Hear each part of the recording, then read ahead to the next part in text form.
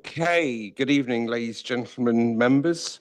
Meeting of Cabinet, West Northants Council. Today's date, the 10th of March, 2026. Number one on the agenda items today, apologies. There are no apologies recorded. All members of Cabinet are present and correct. I've item 2, declaration of interests. Are there any declarations of interest by members or officers pertaining to any item on tonight's agenda? Councillor Stansfield, your microphone. Yeah, on the planning, my house is involved with the PwC going into administration. That policy. Thank you, Councillor Stansfield. Councillor Manning, do you have anything?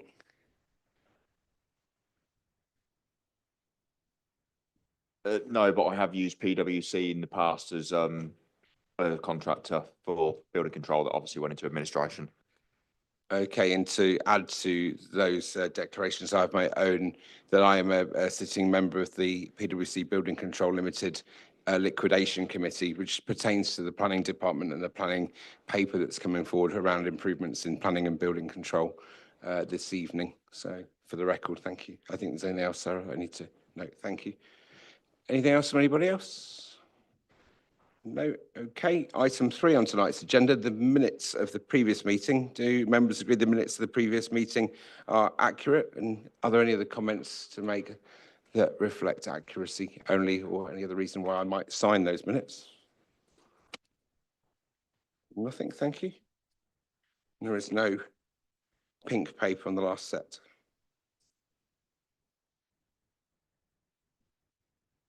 The minutes have been signed, thank you. Item 4, there are no items to notify of urgent business. Item 5, Chair's announcements. I only have that there are 12 items on tonight's agenda, so it's a fairly packed agenda, and that the item that I will be delivering pertaining to the performance report, item 7, will be my last time delivering that item, that I will be handing that over to my learned friend, Councillor Last, who will be taking up that mantle going forward as it closely aligns to his own portfolio. And we will then go straight on to item 6 and reports of the Overview and Scrutiny Committee. First, Councillor McCord. Nothing. Councillor Purser. Any of the chairs of scrutiny? Councillor Atkins not present tonight to add anything. So, as always, I'll take any input on any item if you just raise your hand if you're not already recorded to speak. Okay, so based on this evening's agenda, I had a request from officers to bring forward item 11 in the agenda owing to officer and member availability this evening, owing to attending the youth awards, which are absolutely worthy cause. So we will move to item 11 on tonight's agenda first, which is the corporate parenting strategy for West Northants 26 to 29, and Councillor Stratton to introduce the report. Thank you, Councillor. Thank you, Chair. Okay, I'm pleased to introduce the first West Northants corporate parenting strategy. I want to start by recognising the shared responsibility we hold as corporate parents. Every child and young person in our care deserves the same love, stability and ambition that any good parent would provide. Our role across every team and every partner organisation is to make sure that children grow up safe, confident and supported to live their best possible lives. The corporate parenting strategy for 2026-29 has been informed and developed with the voices, experiences and hopes of our children and young people. They've told us that what matters to them, feeling safe, being listened to, having a sense of belonging and being able to build a future they can be proud of. Their insights sits at the heart of this work. The strategy strengthens our partnership with Northamptonshire Children's Trust and sets out 4 priorities, helping young people develop resilience, supporting their health and well-being, enabling them to fulfil their potential, and ensuring they live a safe, connected lives with their communities. The strategy challenges us to think as parents. We should always question our decisions, our systems, and how we invest our time and resources. As a Cabinet, we have a vital part to play. Our commitment, leadership and ambition will shape the future opportunities and outcomes of the children we depend upon us most. I'm proud of the progress that's been made, and I'm looking forward to what can be achieved together over the next 3 years. So I recommend that the Cabinet consider the corporate parenting strategy and approve its adoption and implementation. Thank you. Thank you, Councillor Stratton. I've got 3 speakers from opposition registered to speak. I'll move to Councillor Baker first, if I may. Thank you very much. I'm pleased to see that the work that we have been doing for many years on corporate parenting is continuing, and several of us are members of the Corporate Parenting Board, so have studied this in detail. My ask actually is that we take on board the fact that as members we are all corporate parents, and what is it that the portfolio holder and the director are going to do to ensure that all of our members, of which we've got large numbers, realise that they are actually corporate parents, and they should be out in their daily business in their ward, speaking to businesses about work experience for these young people or jobs in the future for these young people, and actually trying to make a really big difference to these young people that we have under our care and we are corporate parents for. We're not parents in the way that we want to know their intimate details and move in with them, but we are responsible for making sure that they lead very good lives in the future, or the best that we can support them in. Thank you. Thank you, Councillor Baker. Councillor Purser? You're not speaking? Anyone else from your group? Or Councillor Ismail, are you speaking to this? Oh, excellent. Thank you. Thank you. Very welcome. Thank you, Chair. And I would like to also acknowledge the achievements made and the progress so far, but the strategic plan does not clearly state the approach for care leavers. Many care experienced young people have faced loss, neglect, trauma, and are therefore particularly vulnerable. We have also seen the outcry from many families regarding child grooming and many other issues, which highlights how important it is to listen to young people who are vulnerable. Care experienced young people should be included in consultations so that the experience and needs are reflected in the plan. So my question is, how will the strategic plan ensure that care experienced young people are meaningfully involved in the consultations and decision making? And also, how will you implement more facilities and opportunities to engage care leavers? Thank you. Thank you, Councillor Ismail. And third speaker, Councillor Aldridge. Thank you. I'm absolutely delighted that this much needed strategy is now in place, and would like to thank the officers and young people themselves for their hard work. I am aware that a more detailed implementation plan underpinned this strategy, because that's about making things happen.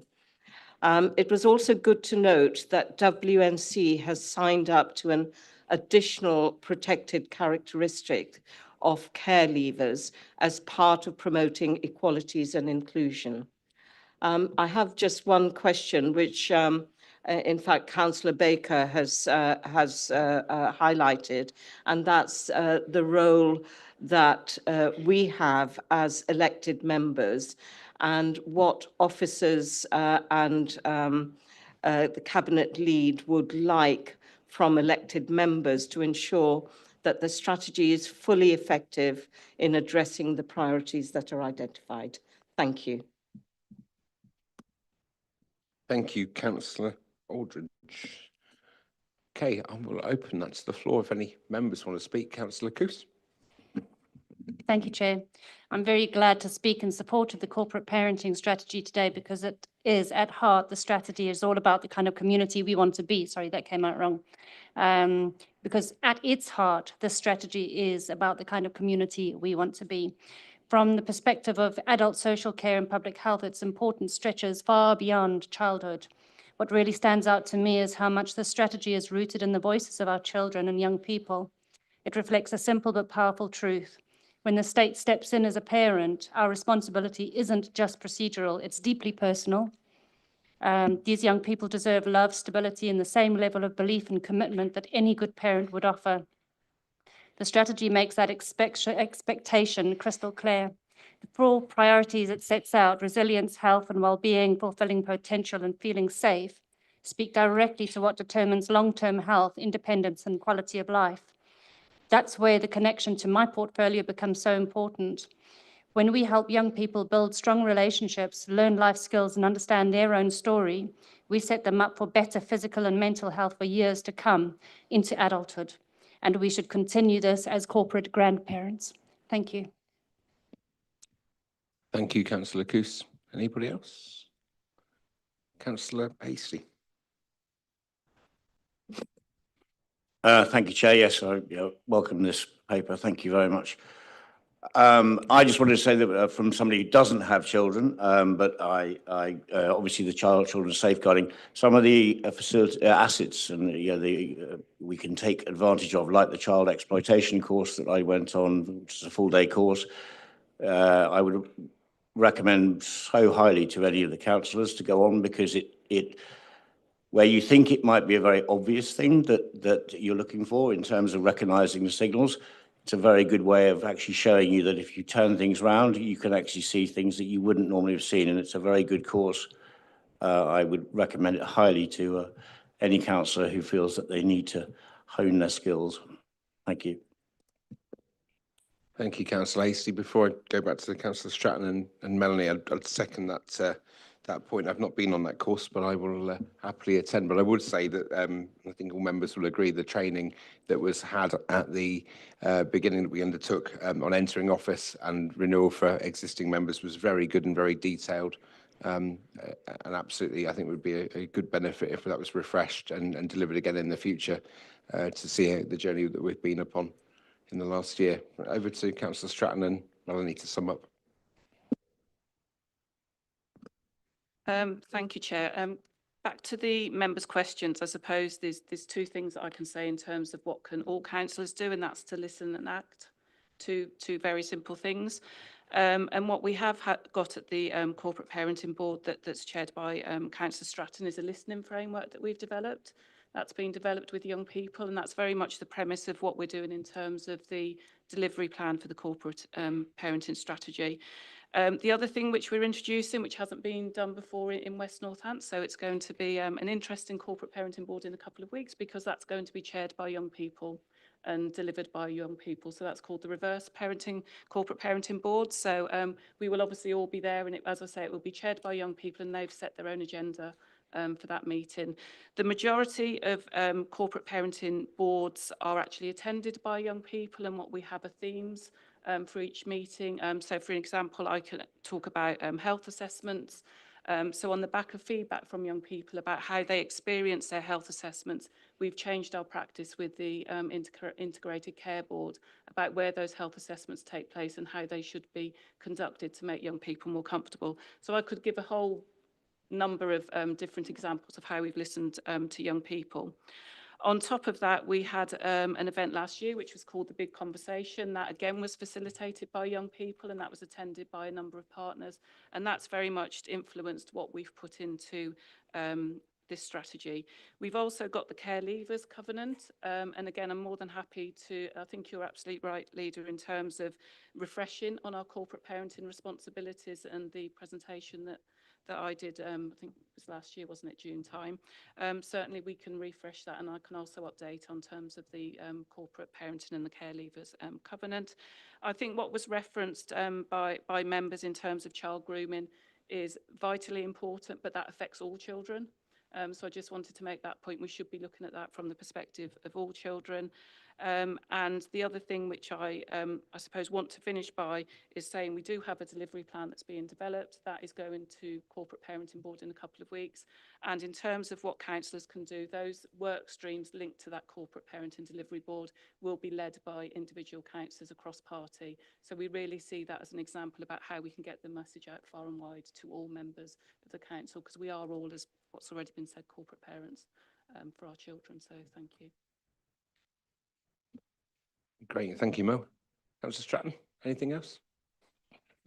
Okay, so yes, I'd like to echo what Mel has already put forward about all the things that we do and being the best corporate parent you can be. I think it's quite right that within the paper that I've just put forward, it's about the voice of the children. You know, they're at the centre of all we do, and the key thing with that is to make sure we deliver high quality services that can truly deliver to all the children and families throughout West Northamptonshire. So yeah, thank you. Thank you, Councillor Stratton. In which case, if we have no other input, then that needs a proposer from the floor. It's Councillor Stratton and seconded by Councillor Stansfield. And a vote, please, with a show of hands, all members. And that is unanimous. Thank you. And we'll see that paper go forward to full council on the 26th of March to the full chamber. And I'm sure there'll be a wider debate from opposition members as well as support from our own bench. So it'd be great to hear that. Thank you. Just to update chamber that item 16 has also been brought forward at the request of the team owing to these youth awards this evening. So this one goes straight back to Councillor Stratton for the non-school alternative provision framework with Mel as well. Thank you both. Thank you. I didn't realise they've both been brought forward. Thank you, Chair. Okay, so yeah, non-school alternative provision framework. So I'm pleased to introduce this report proposing the establishment of a non-school alternative provision framework for West Northamptonshire. Alternative provision plays a vital role in ensuring that every child, particularly those facing exclusion, health needs or significant barriers to engaging in mainstream education, can access high quality learning and support. We know the current market is diverse but inconsistent, with no formal framework in place. This has resulted in variable quality, gaps in provision, limited ability to influence pricing, and challenges in meeting increasing demand. The proposed framework will address these issues by creating a more structured, robust, and transparent system for commissioning alternative provision. It will ensure full compliance with procurement regulations and strengthen contractual oversight, embedded national DFE quality standards across all providers, improving safeguarding, welfare, and the quality of education delivered. Support market development, particularly in areas where provision is limited, enabling greater equity to access across West Northants, introduce stable pricing, clearer expectations, and simpler referral and placement processes for both the council and schools. Provide a stronger platform for early intervention, re-engagement, and improved outcomes for children and young people, including those with SEND and SEMH needs. The framework's proposed lot structure and scheduled opportunities for new providers to join will also allow us to respond to evolving needs and national policy changes while building a more sustainable and high quality local market. Cabinet is asked to approve the procurement of a non-school alternative provision framework, approve a contract term of 3 years with the option to extend for up to 2 further years to a maximum of 5 years, grant delegated authority to the Director of Children's Services in consultation with the Cabinet lead member to take all decisions necessary to ensure successful procurement and implementation of the framework. Thank you. Thank you, Councillor Stratton. So 4 speakers to this paper registered, starting back with Councillor Baker. Thank you very much. Anybody that's been involved with schools in any way knows that good alternative provision is badly needed by schools. What they want it for is for children who are dysregulated at school to spend some time out of school to sort themselves out, really, and bring themselves back into the way of becoming back into mainstream school. My concern is that this alternative provision doesn't become the place where they stay, but it is a temporary accommodation to sort out difficulties with behaviour. So I'd like some reassurance on that, because I know that the school where I live has often said, we've got no alternative provision. If we had some, we could make a big difference to these young people. The other thing, obviously, I'm sure this is going to be the case, but this will add to the overspend of the Direct Schools Grant, which is overspent already, because that's where presumably the funding will come from. So I'd like to have some assurance also that this is going to be looked at and spread throughout the whole of our district, because the outlying areas of Towcester, Brackley and Daventry are very sparsely accommodated with alternative provision at the moment. And we do have a lot of children there that need it. Thank you. Thank you, Councillor Baker. Councillor Ismail, are you speaking to this paper? Yep, absolutely. Yeah, thank you, Chair. And what I would like to say is in paragraph 510 and 511, and the report talks about the increase in children who are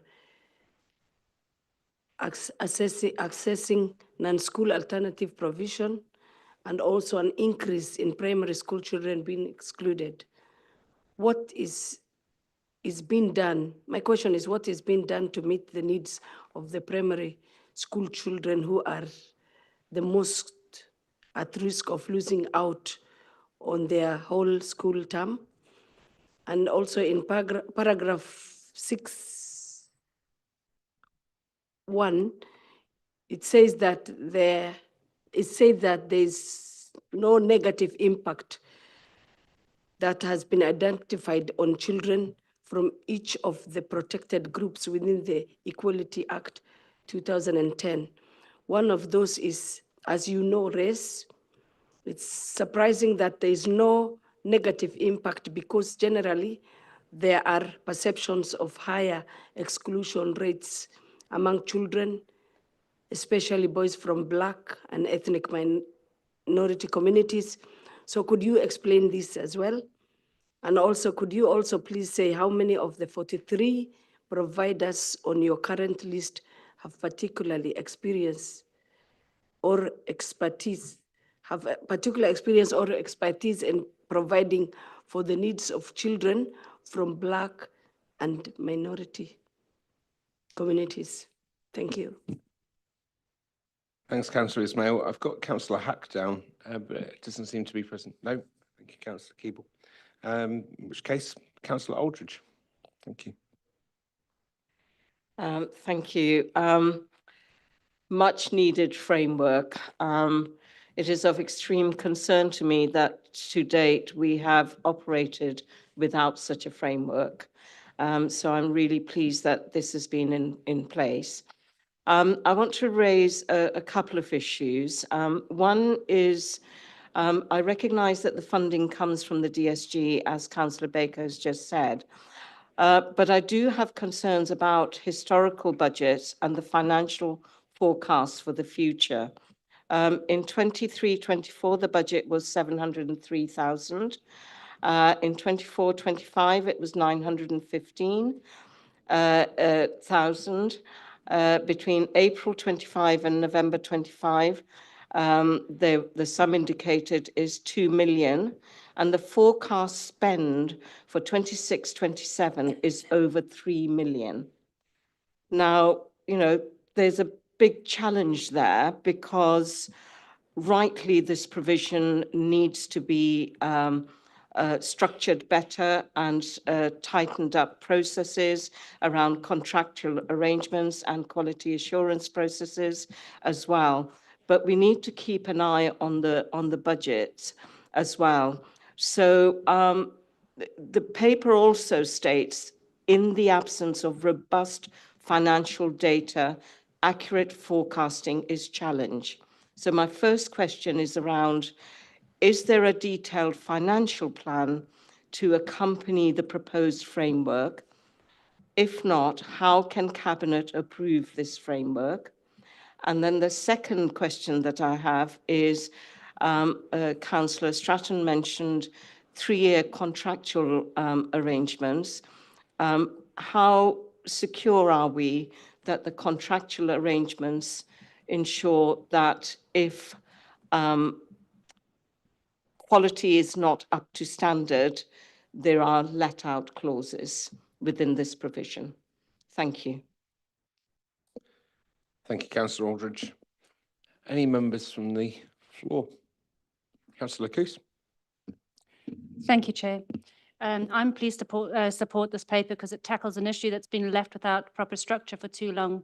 We currently rely on approved providers list with no formal framework in place, which means inconsistent pricing, varied quality, and a system that leans heavily on individual agreements. This new framework gives us what we've been missing: a clear procurement, compliance, proper quality assurance, and a way to make sure the provision offered to our young people actually matches national standards. It widens the range of options too, so we're not inadvertently limiting families based on geography or the type of support their child needs. Although this sits outside my direct portfolio, there is a strong link to the children and the young people we later meet in the adult social care and the public health. Many young people in alternative provision have emotional or mental health needs, SEND or complex circumstances. Getting this right early on means a healthier, more stable futures and fewer crisis points later. Thank you. Thank you very much, Councillor Coos. Anybody else before we return that to Councillor Stratton and Melanie? Thank you, Chair. Yeah, I think I'll start just by answering a few of the questions. I didn't hear all of the questions that came from behind me. So if I get things wrong, apologise, but we'll pick up with Mel. Okay, so first question, Councillor Baker.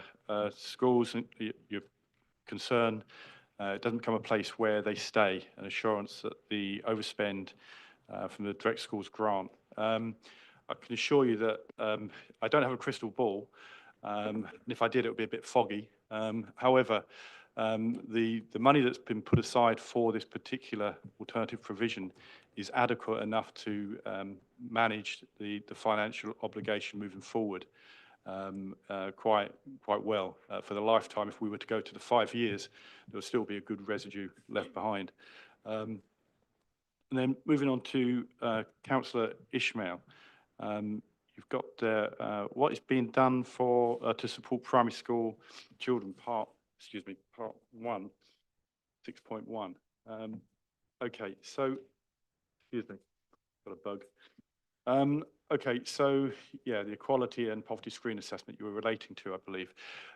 So it's 6.1 and what's being done regarding primary school, key stage 1, 2, so on. Yeah, we make sure that all the services that are delivered in line with where they need to be statutory wise. So Mel's going to go on and expand on that in more depth. I think it was your microphone or something behind me that it was sort of echoey and I couldn't hear everything. So I apologise if I only got the 6.1 part.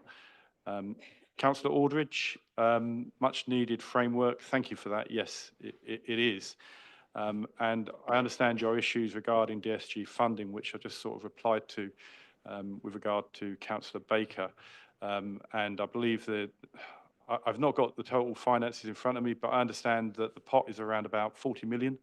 And over 5 years, that's 8 million a year, which is well within where it needs to be.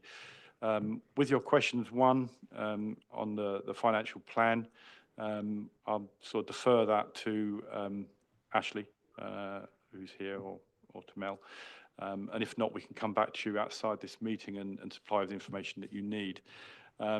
With regard to your question 2, the 3-year contractual arrangements and about let-out clauses, I think the key thing about this particular framework is that it gives us much more control over all the aspects of the alternative provision, non-school alternative provision.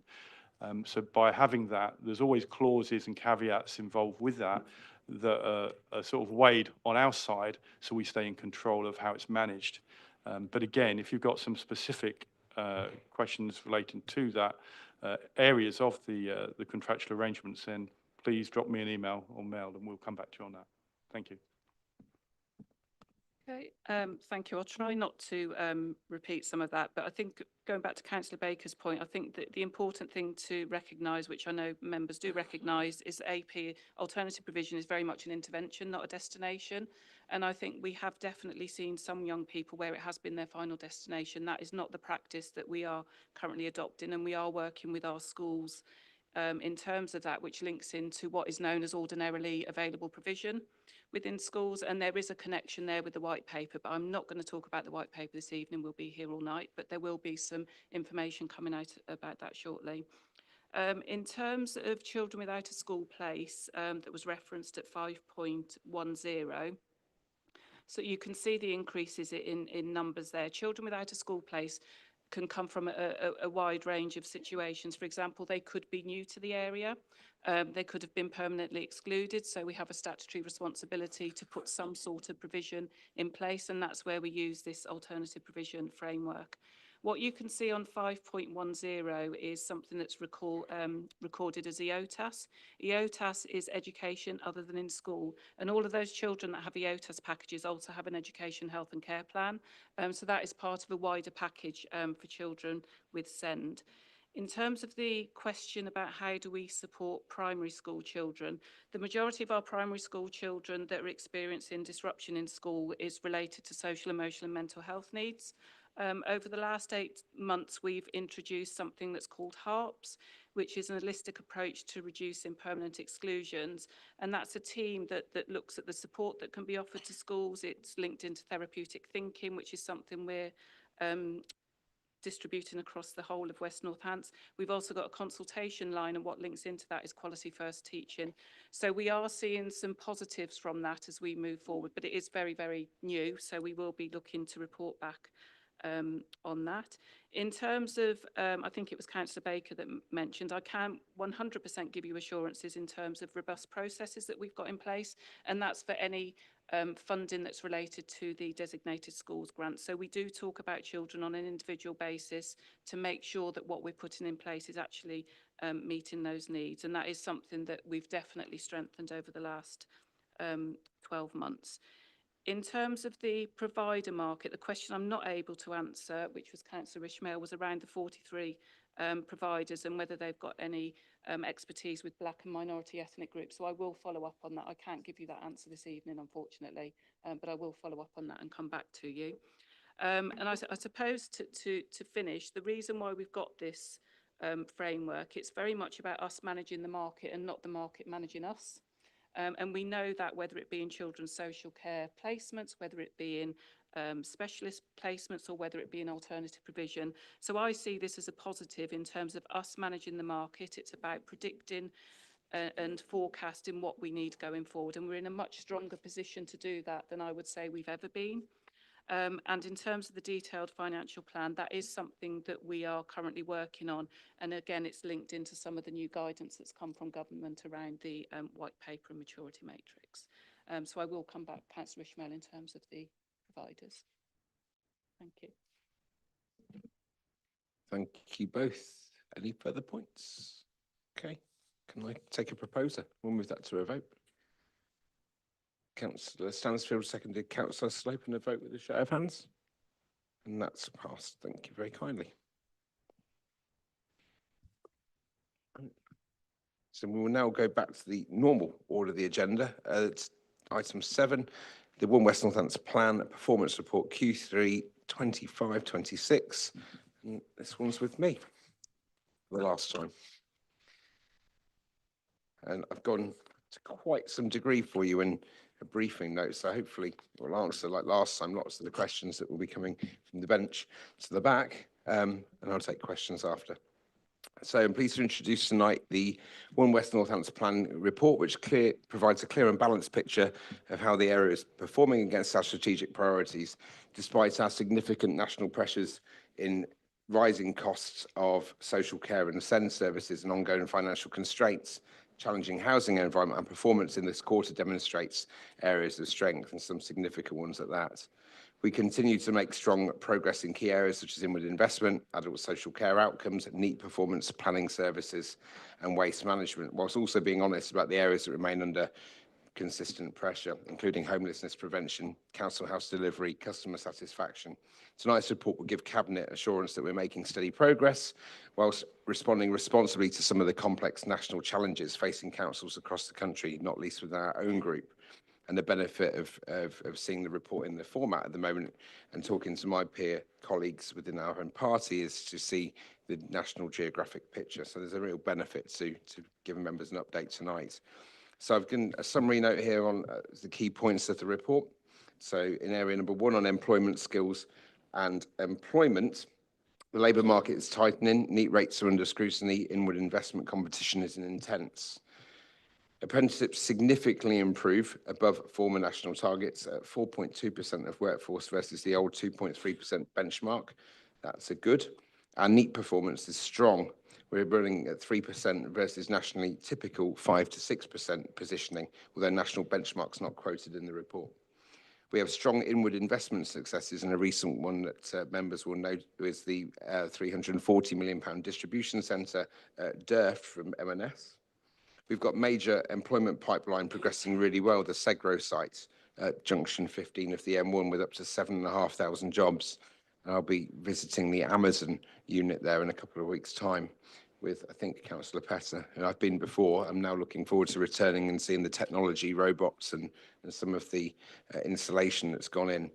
Our physical visitors there are slightly down, but up versus last year. We have had an intense period of wet weather, as we'll note. Virtual visitors rising despite Facebook measurement changes. Our museums are significantly outperforming targets. They're up 8,700 above the target. That's on page 8. Our leisure centre usage is down versus last year, matching national cost of living effects on the leisure sector. On highways, transport and infrastructure, many councils underperform on highways defect responses, but our highways defect performance remains well above target despite criticism and in all categories. However, we're aware of recent weeks the wet and freezing weather has impacted on the surface of our roads and is causing new cases of potholes and proliferation that we see constantly on our members' inquiries, our councillor inboxes. It's consistent with the time of year, but we are doing rather well in catching up. The emergency repairs were taking place at the moment. We'll revert back to significant repairs, and in the coming weeks as the weather warms up and the roads are drier, then we can get more done. And if we revert back to the report before, we saw twice as much surface area of highways repaired in the 7 months to Christmas than that of the previous year. EV charging availability is mid-tier. It's better than East Midlands, but low England as an average. Nationally reflects a nationally uneven rollout. In environment, waste and neighbourhoods, in our thriving towns, priority number 3, the waste sector is under pressure. Recycling stagnation is common across the UK. Our recycling rate remains below the 50% target, not by very much, but consistent with the national plateau in recycling performance.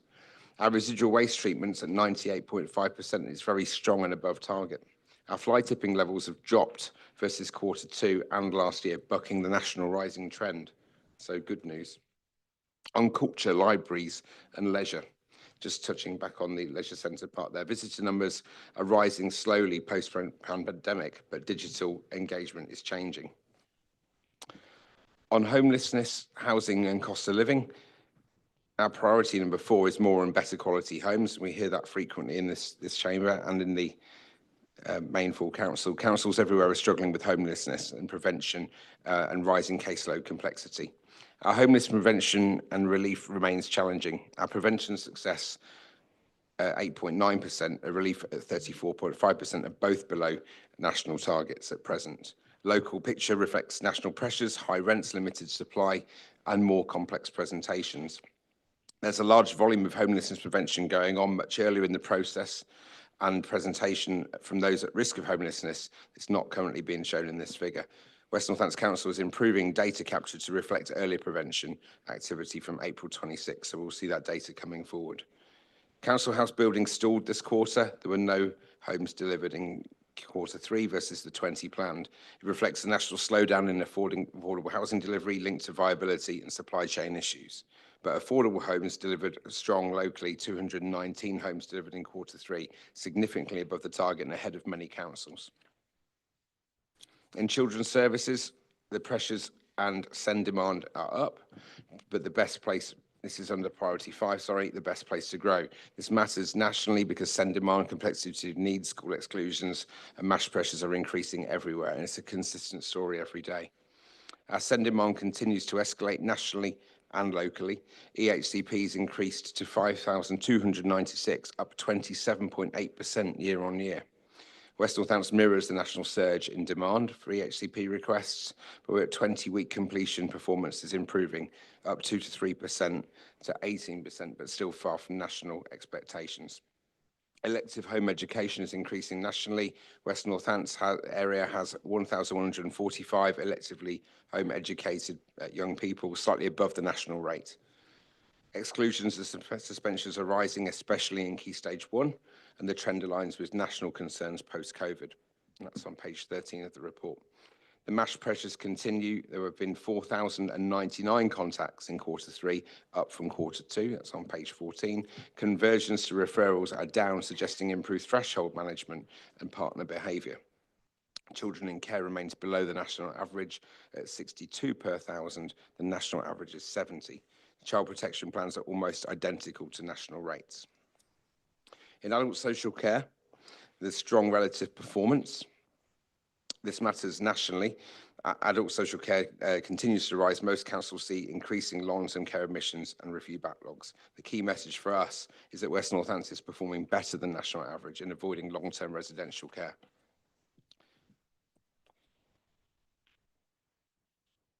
Safeguarding outcomes continued performance is 90.3% achieved outcomes versus 90.4% last quarter. The CARE Act reviews data affected by IT changes, a national theme in digital system changeovers. Demand remains high but managed. The CARE Act assessments are stable. CARE assessments dipped last year, a point for further scrutiny. In public health, the mixed position. The national context, the quit rates. This is a smoking cessation, I think, a national alcohol treatment. Nationally, alcohol treatment completion in England is down, falls in admissions rising nationally. The smoking quit rate is improving, but below national average. Drug treatment outcomes remain better than national. Alcohol treatment outcomes below national. Falls in admissions significantly, rising significantly locally and nationally. And NHS health check uptakes are below trajectory. Onto the council's corporate experience. Customer satisfaction slightly declining across councils due to delays and high demand. Our customer satisfaction has dropped slightly from 73.6%, but it's below the national target of 90%. And we have already acknowledged previously there's continuous work to do in that area. It reflects a wider national trend of where residents distinguish between helpful staff and slow service delivery. Complaints upheld proportion has dropped from 76% to 43%. Business rates and council tax collection, an area for Councillor McCord, I'm sure in a moment, is improving slightly versus last year, despite cost of living pressures. It's not much more to go, I promise. National financial workforce pressures are under priority 7, the enabling and efficient council. Councils across England are facing unprecedented financial strain, agency cost escalation, rising sickness levels, and recruitment difficulties. The key messages to present of financial pressures remain severe. 9.5 million forecast overspend, even after deploying 11.4 million of contingencies. It's on page 23. The pattern reflects national, local government funding pressures, especially social care, send and temporary accommodation. Agency staff costs are reducing, but still material. 1.74 million spent in Q3, down from £2.1 million on page 23. Workforce instability is a national issue, but West Northampton is trending positively. Sickness absence is rising, short-term sickness rising to 3.7 projected days per employee, reflecting the national post-pandemic trend reported by CIPD. Staff turnover, lastly, It's healthy and below national norms, 9.8% turnover, lower than Eastman's average of 13. The stability is an encouraging contrast to many councils. So in summary, that the Q3 performance picture shows our council delivering strongly in key areas against the same national pressures facing all authorities. Financial challenges, workforce sickness, increasing send, demand and homelessness pressures continue to be national issues, and West Northamptonshire is broadly aligned with those trends. At the same time, we stand out positively in our social care performance, inward investment, planning performance, recycling improvements, and educational outcomes such as NEAT. Some areas, housing development, customer satisfaction, and public health outcomes need continued focus, but overall the direction is stable with pockets of clear strength. I shall move to opposition members for comments and questions and hastily write them down. And the first speaker, I think, is Councillor Lister. Thank you, Chair. Few questions. So on potholes, first ones. So we've got the SLA there. It doesn't tell us how many defects were actually reported, though, and how quickly they were allocated after they were reported. How many we've got left sat in that queue for allocation? Because if I'm right, the SLA clock only starts once a defect is allocated. So we can have high SLA performance, but also long pre-allocation queues. And nor does it give us an indication of how we are checking how those items are being allocated and if they're being correctly prioritised. 100% fixes on P1 and P2 certainly sounds like we may be slightly lenient. Moving on to households, we don't have any details in there about the number of households in temporary accommodation or its nightly cost, and what the full-year projected spend on that TA is going to look like. Of the 18 major planning applications decided in Q3, 15 had extensions of the time agreed. 516 non-major, 202 had extensions. Extension of time, they do improve our performance metric, but it would be interesting to know, I'm sure, what the average actual decision time, including extensions, is, and what proportion of extensions were agreed by the applicant or applicant agreed initiation as opposed to officer-led. Number of EHCPs, as you mentioned, has increased 27.8% in a single year. I'd be interested to know, again, what the growth rate is against our neighbours as opposed to the national average, and how the DSG budget is sufficient to fund the additional support for those children. Our AP spend has doubled in 8 months, with SEMH needs as the primary driver. Children who can't have their EHCP needs met in mainstream school are disproportionately likely to be excluded. What proportion of the current AP placements are occupied by children who are either waiting for an EHCP or have been refused one? Also, the most common reason for exclusion in Q3 is persistent disruptive behaviour. That's 13 out of 33 exclusions. How many of those have a SEND assessment pending, and how many have subsequently been referred for an EHCP?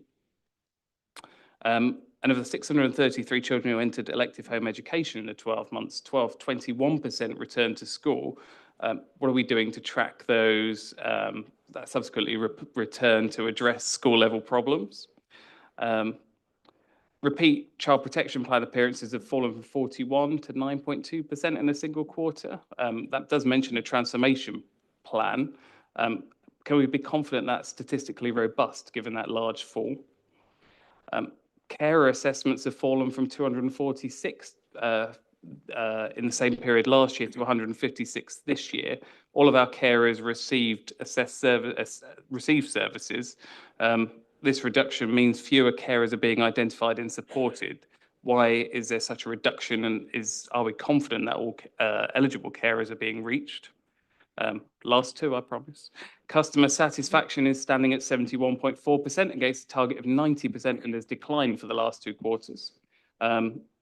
It's explained in the report that we've changed how we measure our customer satisfaction, but it does look at question our operational service delivery and not just our customer services, and which departments are generating the most negative feedback and what improvement plans are in place in those departments. And 19% were escalated to stage 2 in Q3, down from 21% in Q2, but higher than the 16% in the same quarter last year, which means we're trending upwards on an annual basis. It doesn't give us any explanation why. And which services area account for the highest escalation rates? I think that's all of them. You didn't answer them. Do you think you can get more in there, councillor Licker? Yes, yes. That's very good. Thank you. Super, thank you. I've made a lot of notes and I know our officers around the room have done the same. So we'll do our very best to respond to that, if not follow that one up. Next, I have councillor Baker. Did you have more? I mean, Well, I did have more, but I will cut it down now because I think my esteemed colleague here has asked most of the ones I was going to ask. So, first of all, I want to say that I don't think 88% of new births being visited within 14 days is good enough. We are talking about living our best life.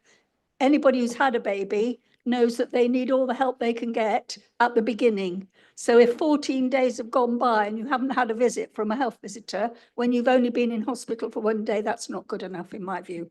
So we need to look to see how we can get our colleagues to increase that percentage. I was going to go on at length about the HCPs, but I won't. But what I was going to say was about exclusions. Now, as one of my colleagues down here talked about primary exclusions, and I, having had experience of this, I feel that probably most of the primary exclusions are to do with awaiting EHCP. And there will be those kind of issues in primary schools. But when we're excluding for good 82 children from secondary schools and 4,763 are on suspension, in this day and age, as we can see from the news, having our children out of school is not a punishment. It may be a punishment to us in the future because they're out there roaming our towns and villages and up to no good. We need to make sure that we've got a plan in place to support our schools, to keep these children in school if we possibly can, because having 4,763 young people in secondary schools out and about roaming around doing whatever only leads to all sorts of trouble for the future. And just to go forward with my last comment, in the minutes from the last meeting, there's a note on page 6 that says, under item 427, all contingency reserves have been used. Now we know that the Children's Trust have already increased their overspend, and with the light of recent situations, that will increase again. I know, I'm sure you do too. How are we going to manage that if all the contingencies have already been spent?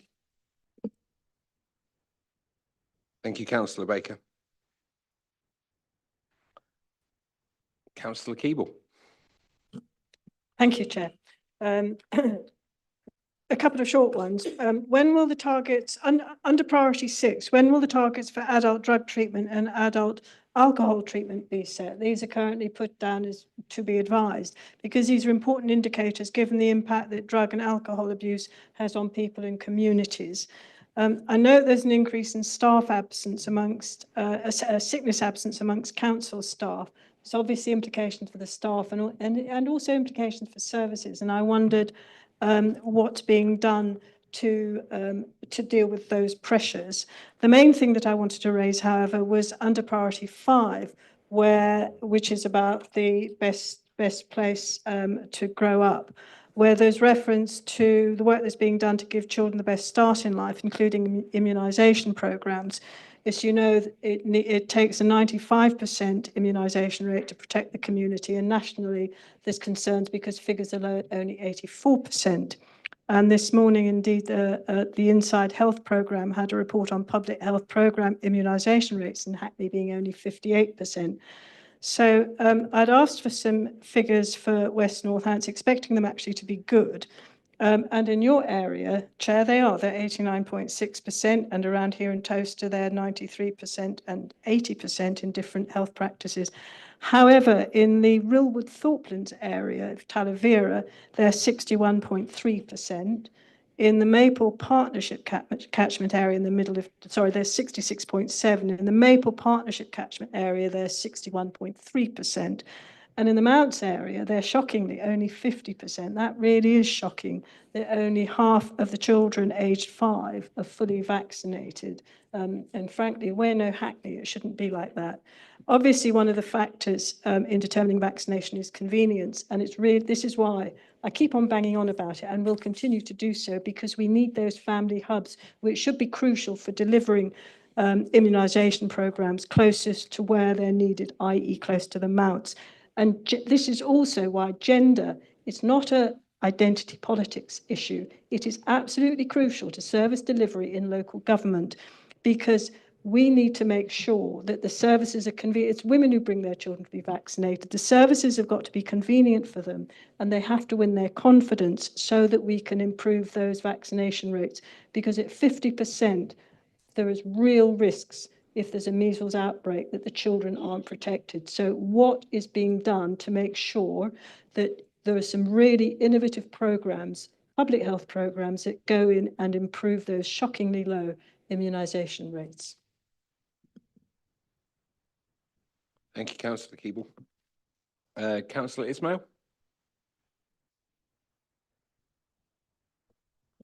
Thank you, Chair. On the One West Northlands plan, I would like to say in priority 1, it is good to see high-tech, high-skills industries coming into West Northlands.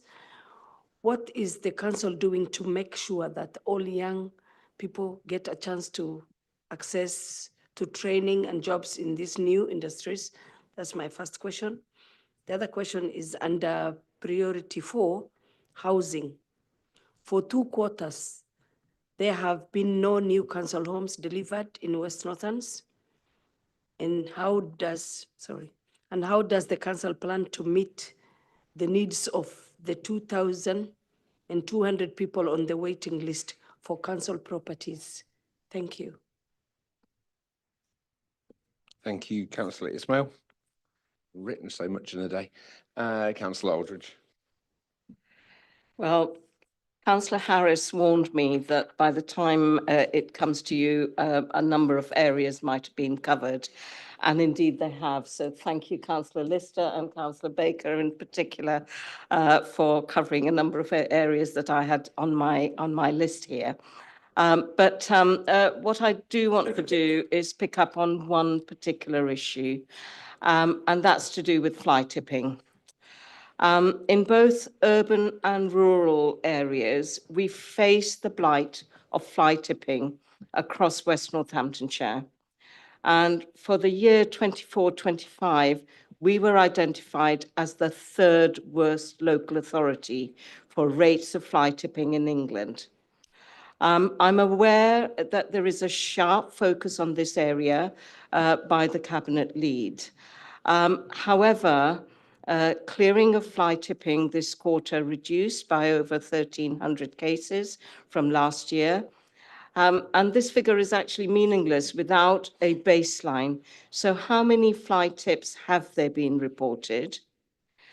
The other big area that I want to pick up on is to do with the reasons why repeated occurrences of fly tipping are not being addressed. Our approach to enforcement is weak, and we have inconsistent processes for enforcement. It is an issue that's raised continuously by residents in my ward and indeed in other wards. Between January and September 25, 1,900 cases of fly tipping were reported. Only 12 fines were issued, followed by only 2 prosecutions. Current patterns appear to be no better. No wonder persistent culprits continue to pay no attention to the environmental crime that they regularly commit. I want to include in that, in the culprits, also those involved with graffiti.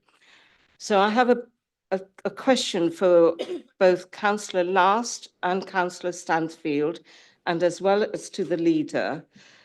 How robust is our policy on enforcement? It is clearly not effective. And what plans are there in place to improve our policy and procedures for enforcement?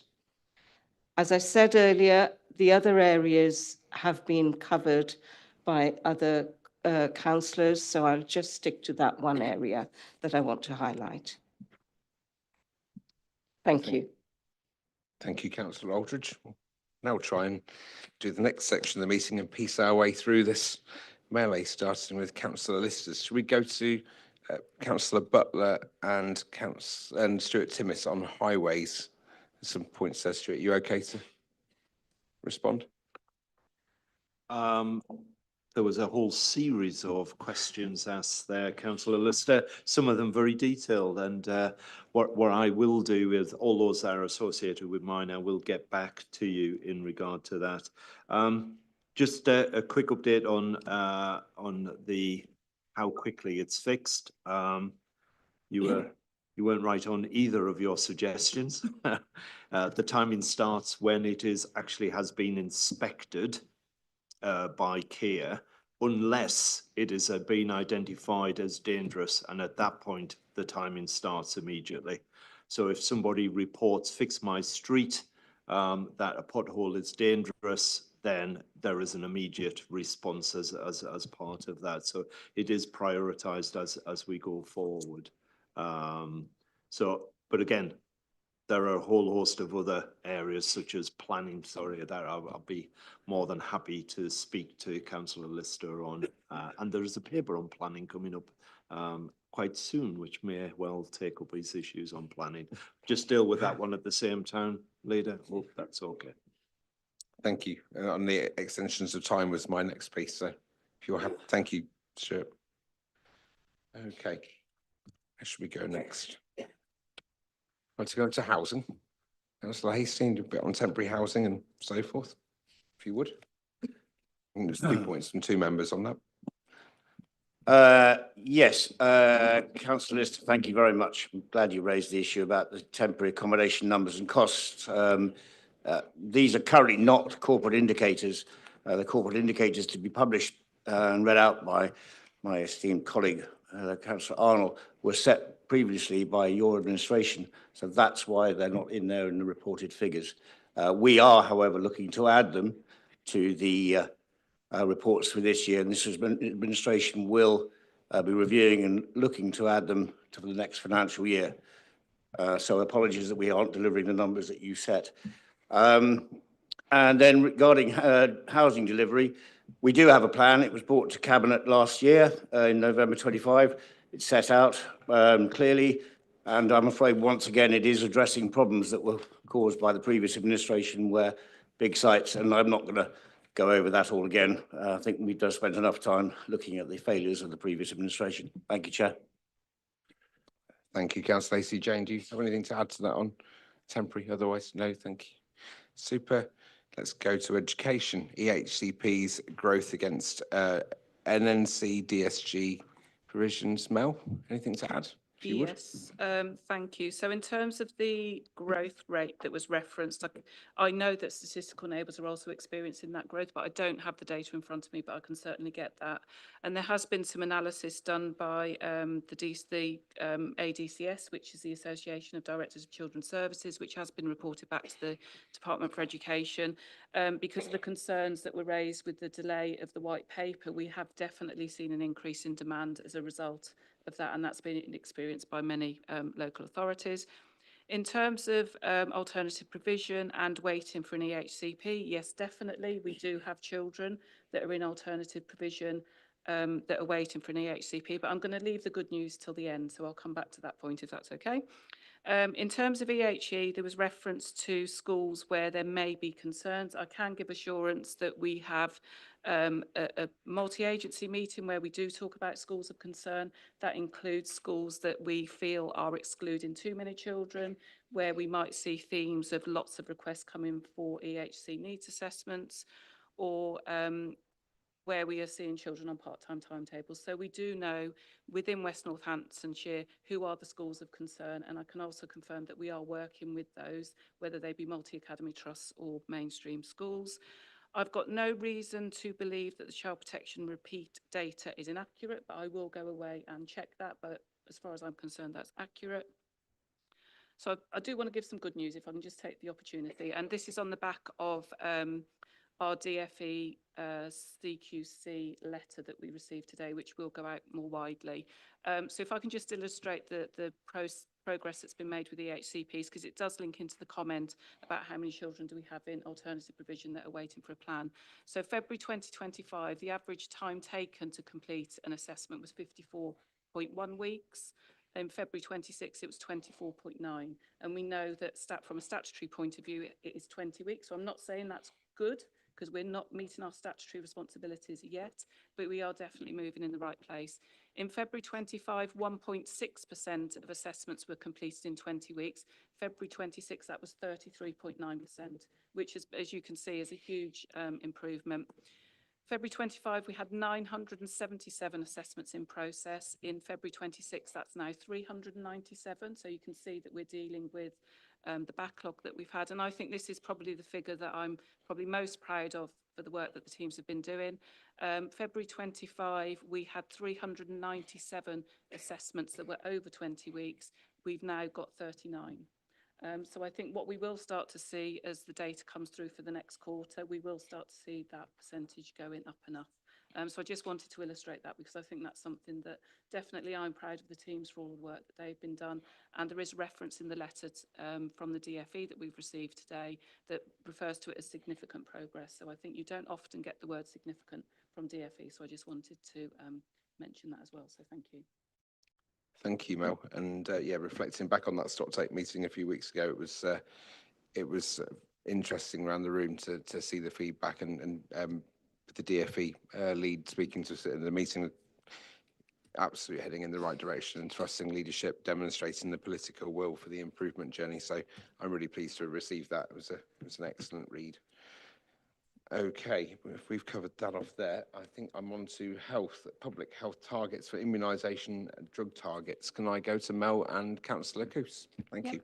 Really happy to. So I'll start with the 14-day new birth visit and the 6 to 8 week review.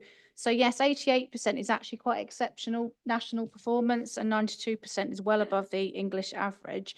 So Councillor Baker, I do acknowledge that 100% would be excellent, but 100% isn't statistically possible. So within the contract with Nottingham Healthcare Trust, who deliver the 0 to 19 service for us, we do check out the reasons for not having a visit to make sure they're valid, because it'll be things like the child and the person still in hospital. So 100% isn't possible. So what I will do is find out what the statistical possibility is to see how many children we haven't visited, if that makes sense as an answer. In terms of the weight management, drug and alcohol, where we have TBC as the target, I'm quite embarrassed to acknowledge I'm not sure why we have that from a public health perspective. So I'm going to check out LEADER and then do a note around about why we don't have a target there.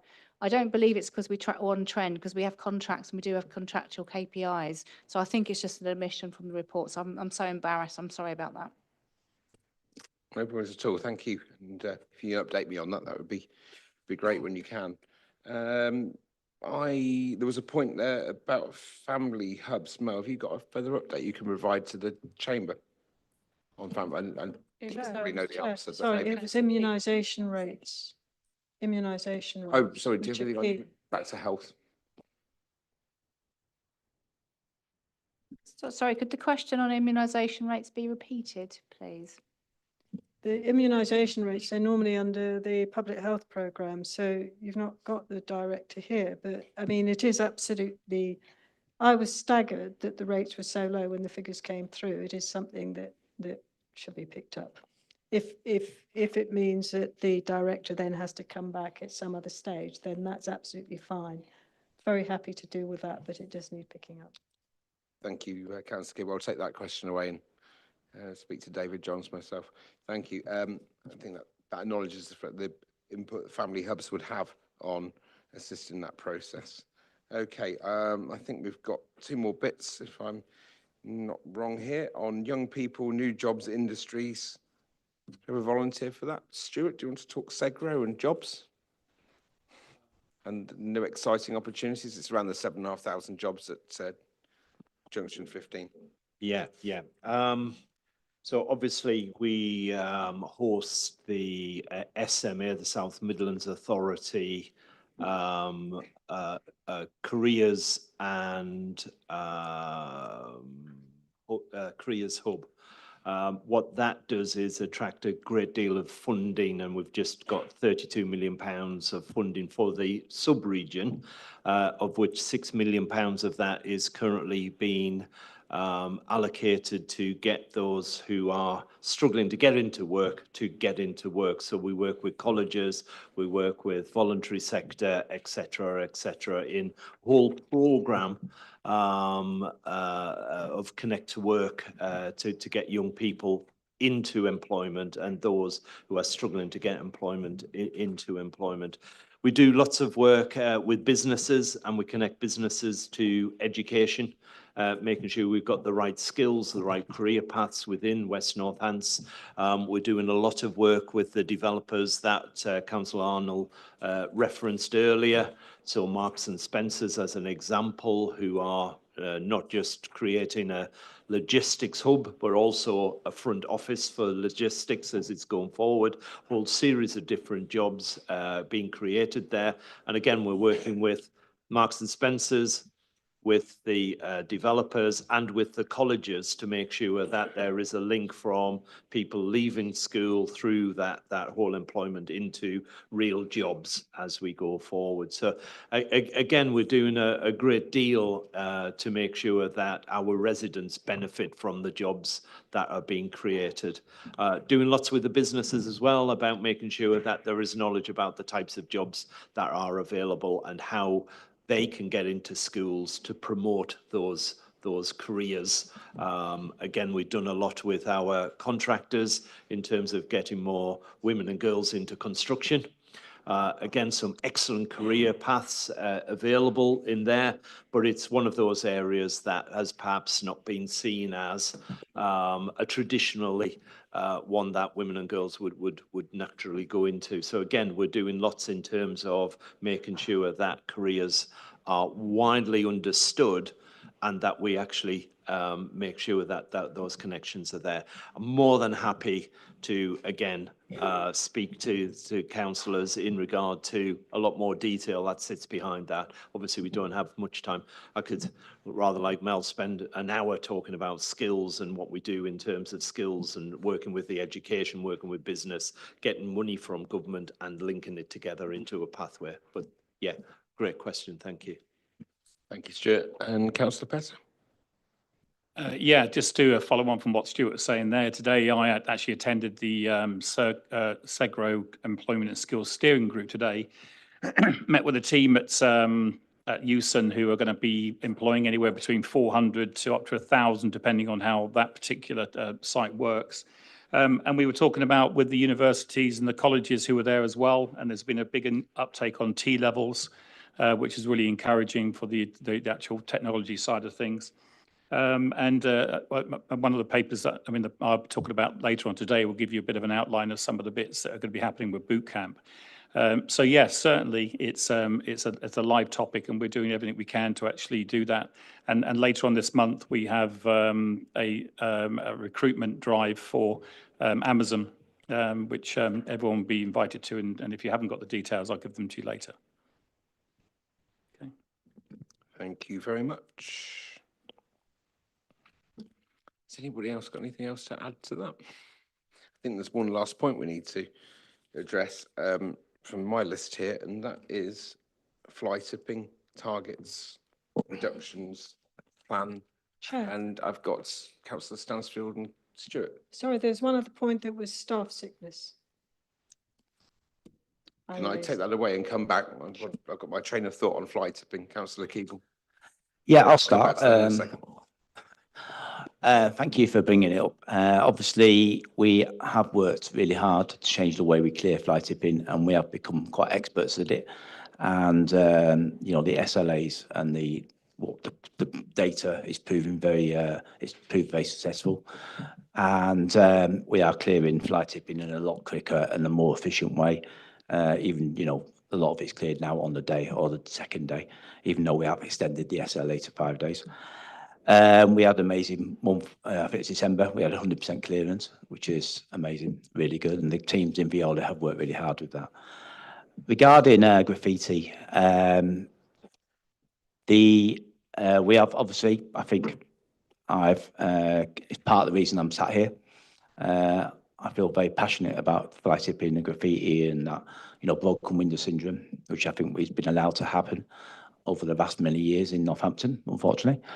And so we've got more resources coming from Veolia. Unfortunately, the vehicle was delayed and it should be with us in the next few weeks, and it should be on the road within 4 weeks' time.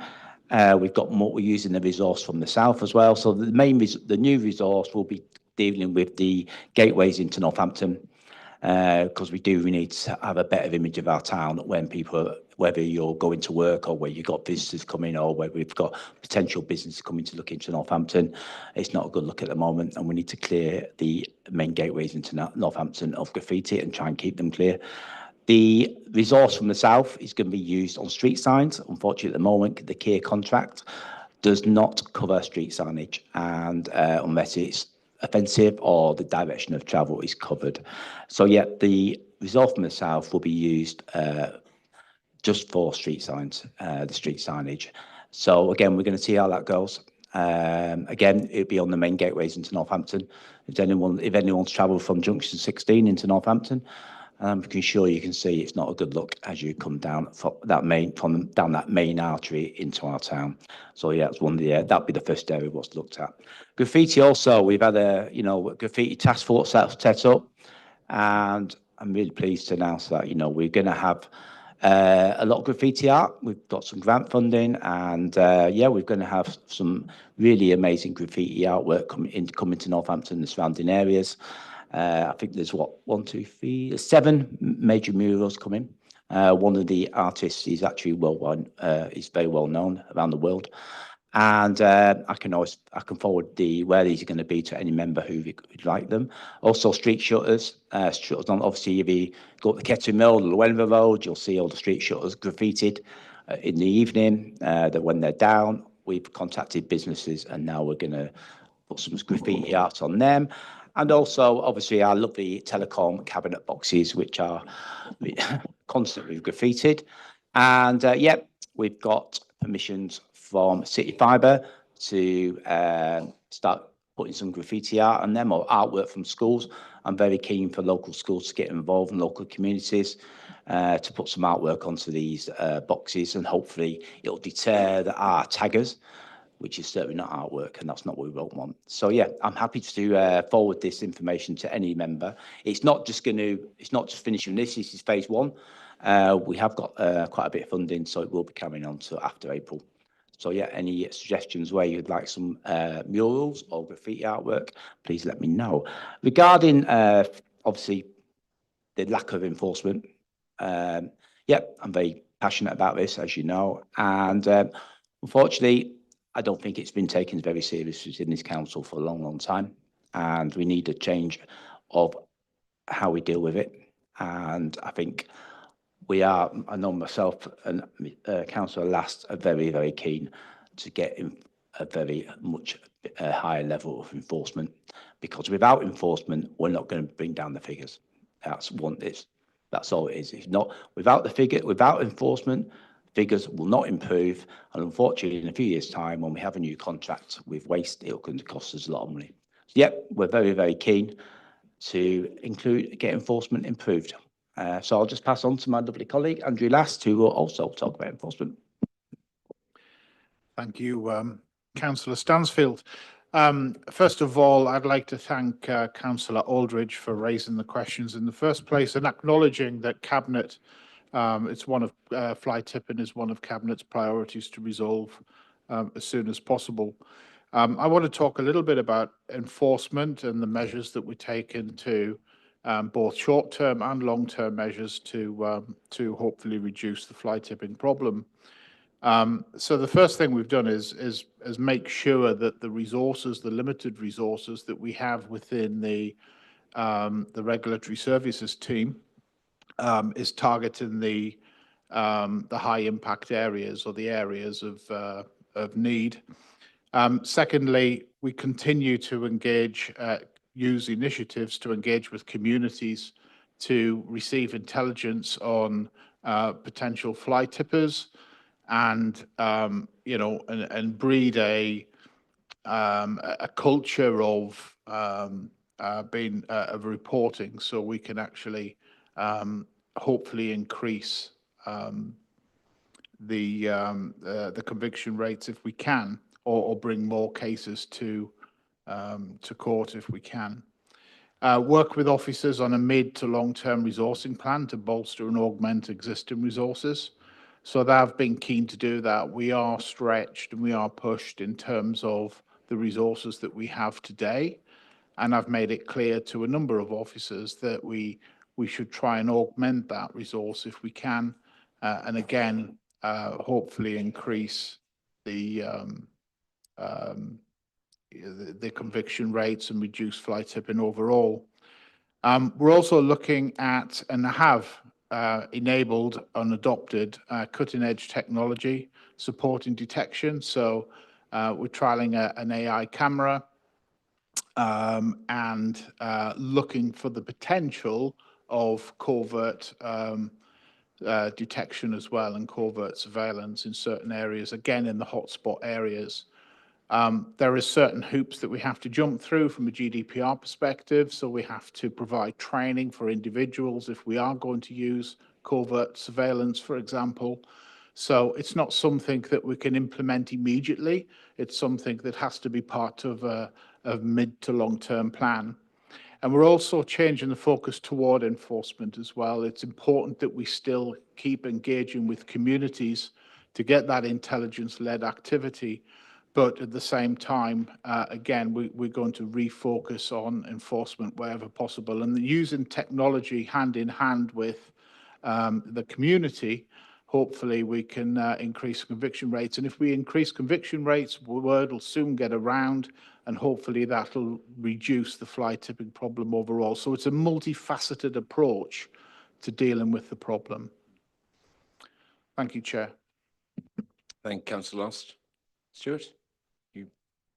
Just to add to what the councillor has said, is it's obviously gained over the last month or two real national profile, to which we would expect to see a national legislative change, and hopefully a real focus on making sure that when the enforcement does take place, that the penalties that we see at the end of that actually do start to reflect the work and the challenge that local authorities have in enforcement at this time. So I think with the changes and the focus that has been outlined on this side, alongside what I hope will be that change in legislation and that focus that we've just talked about, that again we'll start to see a difference.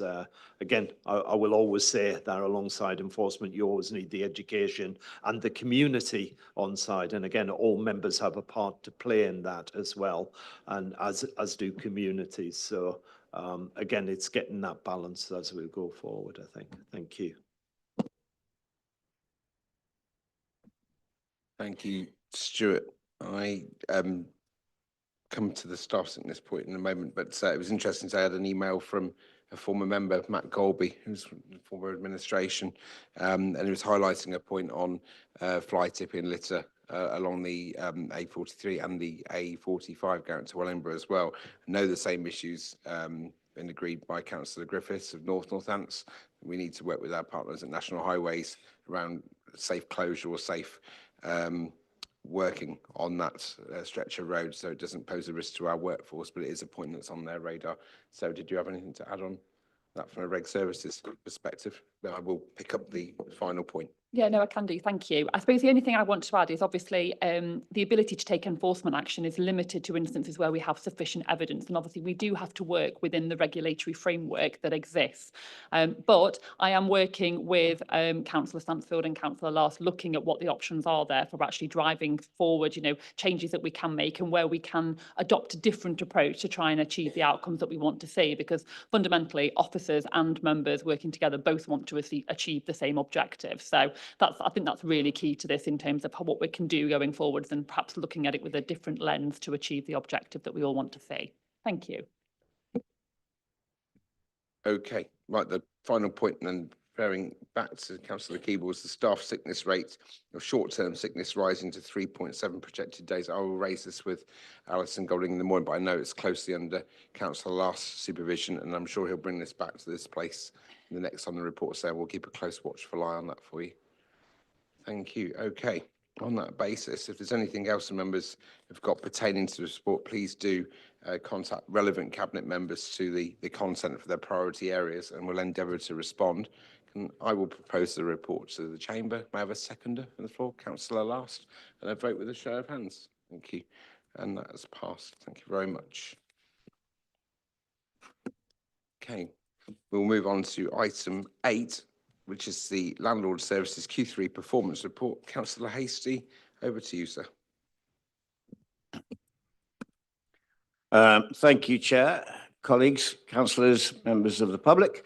I am very, excuse me, sorry, my watch is telling me something else. I'm very pleased to present the Q3 Performance Report for West Northamptonshire Council's Landlord Services for the 2025-26 year.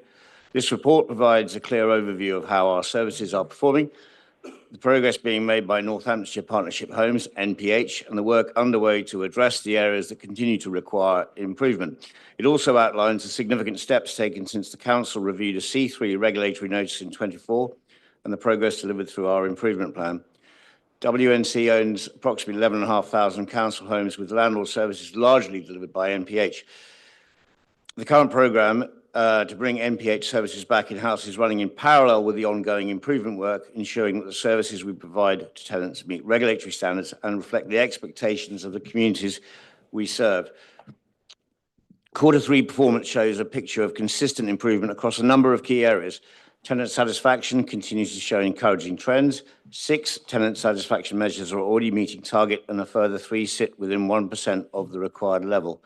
Improvements have been particularly strong in repairs satisfaction, speed of repairs, perceptions of home maintenance, and tenants' sense of safety. These measures have benefited from sustained operational focus over the past year.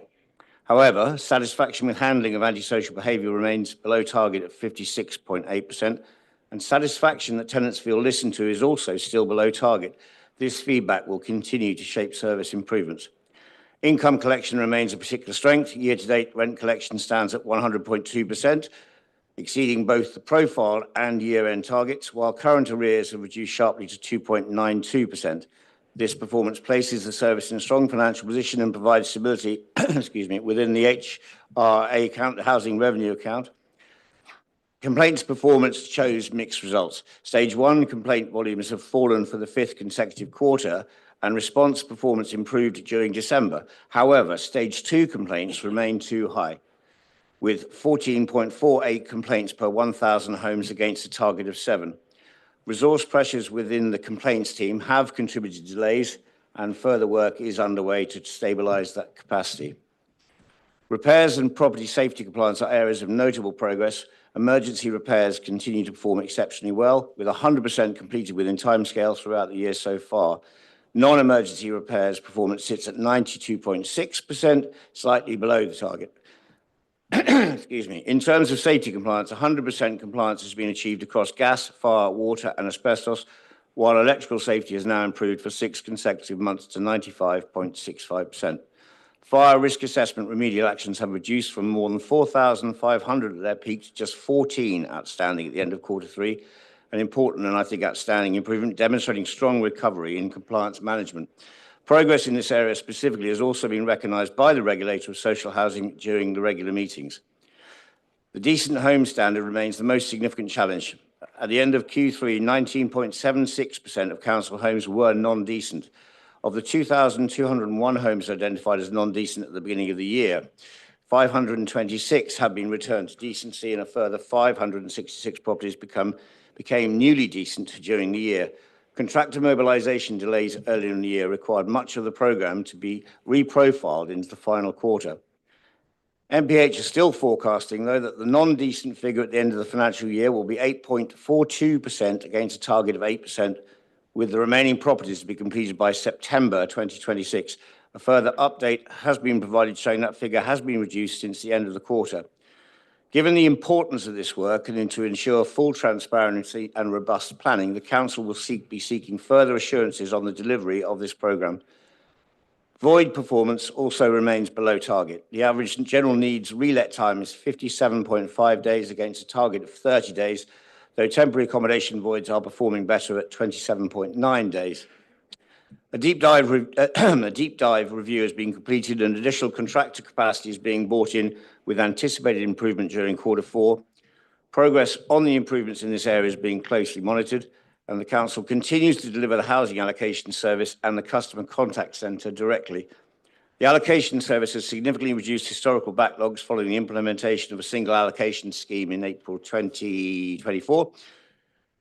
The contact centre received more than 16,000 housing-related calls in Q3, with 73% answered and an average wait time of almost 11 minutes. Performance in both areas is now monitored closely through monthly assurance arrangements. Significant progress has been made in addressing the issues raised by the regulator of the social housing. 10 major actions identified in the Business Improvement Action Plan have been completed, including improvements to governance arrangements, data validation, risk management, building safety responsibilities, and the establishment of a specialist damp and mould team. Further actions will be completed in Q4, including the implementation of the Compliance 365 system and a review of rent standard compliance. In summary, the service is making meaningful progress across many areas, particularly in safety compliance, repairs, tenant satisfaction, and income collection. However, challenges remain in the Decent Homes programme, voids and Stage 2 complaints. Continued oversight will be essential to ensure improvements are sustained, and the Council continues to strengthen its position as a responsible and responsive landlord. And I would just like to say personally, I've spent a lot more time with MPH and will continue to do so. Today I was out with housing officers, visiting tenants, looking into situations ongoing, and also just standard property assessments.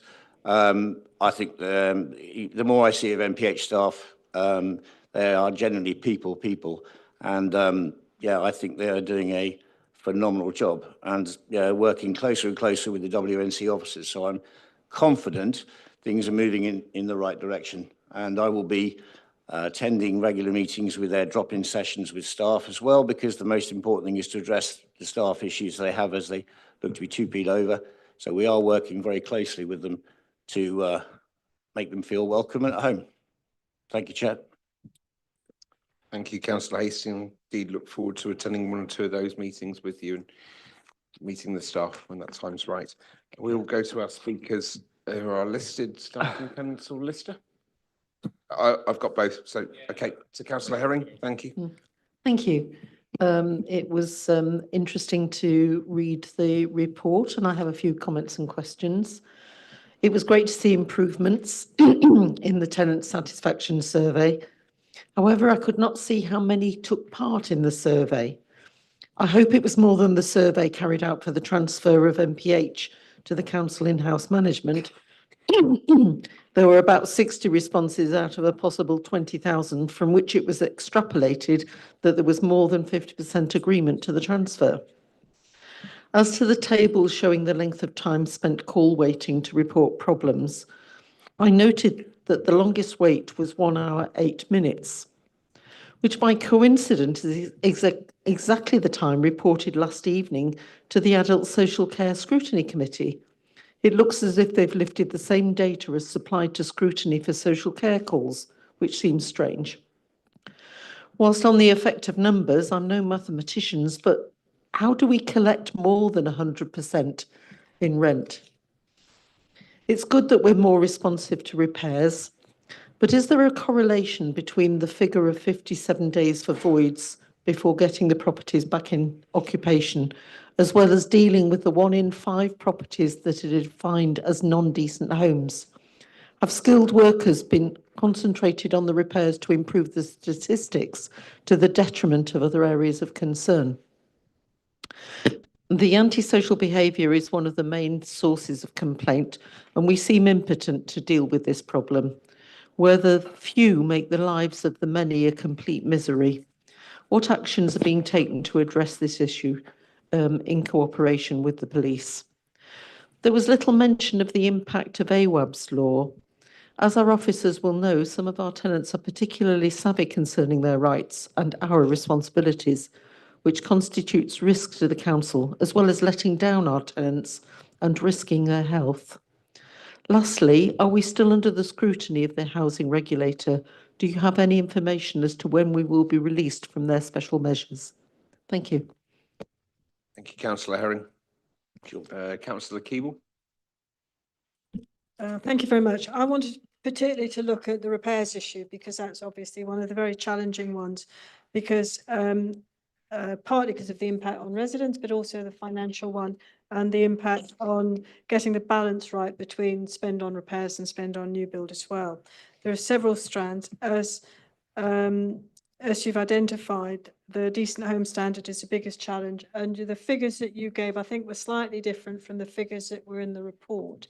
But what I'd be grateful would be if you can confirm about whether you're still on trend for the end of year target. I mean, I think it's fairly evident, given the age of the housing stock, that some properties are going to slip out of the decent home standard during the course of the year. So there's always going to be an element of running to stand still. On top of that, it's been said you've got AWAB's law. And we've certainly, working in Castleward, seen some of the work of the special team, particularly in Moat Place when we went around. However, on page 54 of the report, you say there isn't a specific resource allocation or KPI tracking to address and manage that work strand. I wonder if you think there should actually be a KPI because it is such an important area of work. As I recall, under the former MPH capital programme, there was a 6 million allocation for this year, and I just wonder, I'm just surprised that there isn't a resource allocation for this year. Some of the properties, I have to say, in Kings Heath are absolutely shocking and will be very expensive to improve. However, I'm pleased to say that the case which I raised previously, I mentioned it in passing, it's very kindly been taken up, and I just got an email earlier today from the resident who, on top of everything else, was really pleased because she had an apology from the member of staff that she and her family had to live in that condition, and she's very pleased with the I won't repeat the remedy because otherwise I might have a flood of other people coming to me to have their issues raised here as well. But some of the properties in Kings Heath are absolutely shocking. And I wonder if you're going to be able to finance those repairs out of revenue, or are they going to have to be capitalised?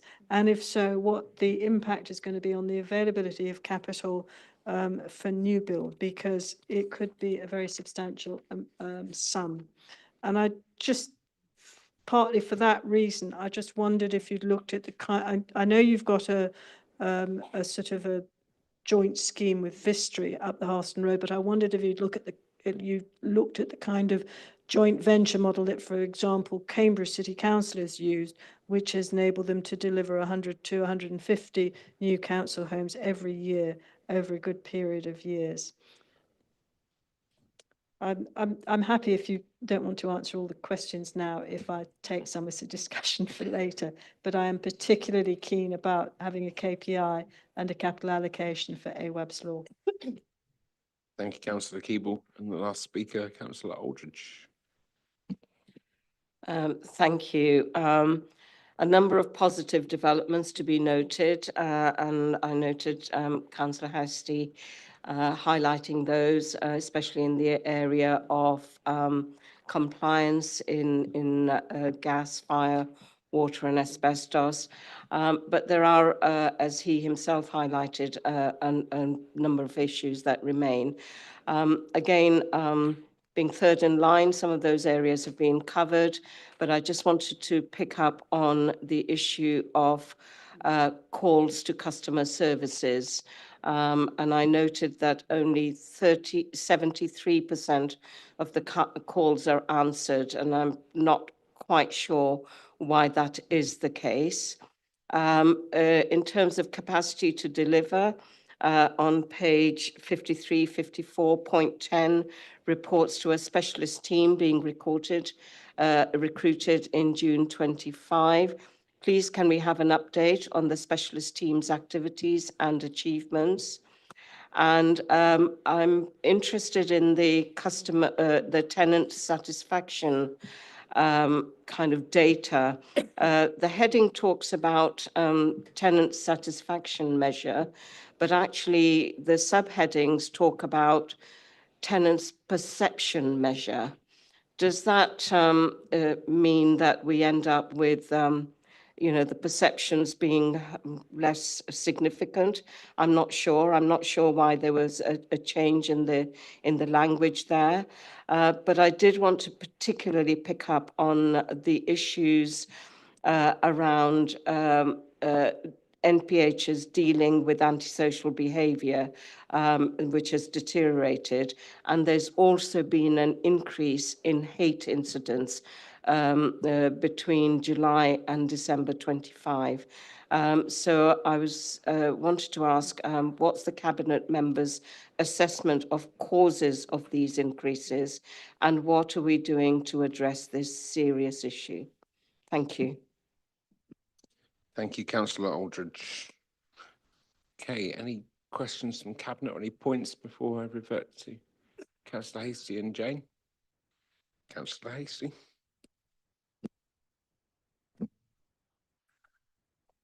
Firstly, thank you all for your questions, most of which I think I've got down, some of which, if I've missed anything out, I'm sure you will either open for discussion later on or send me an email. So here we go, Councillor Herring.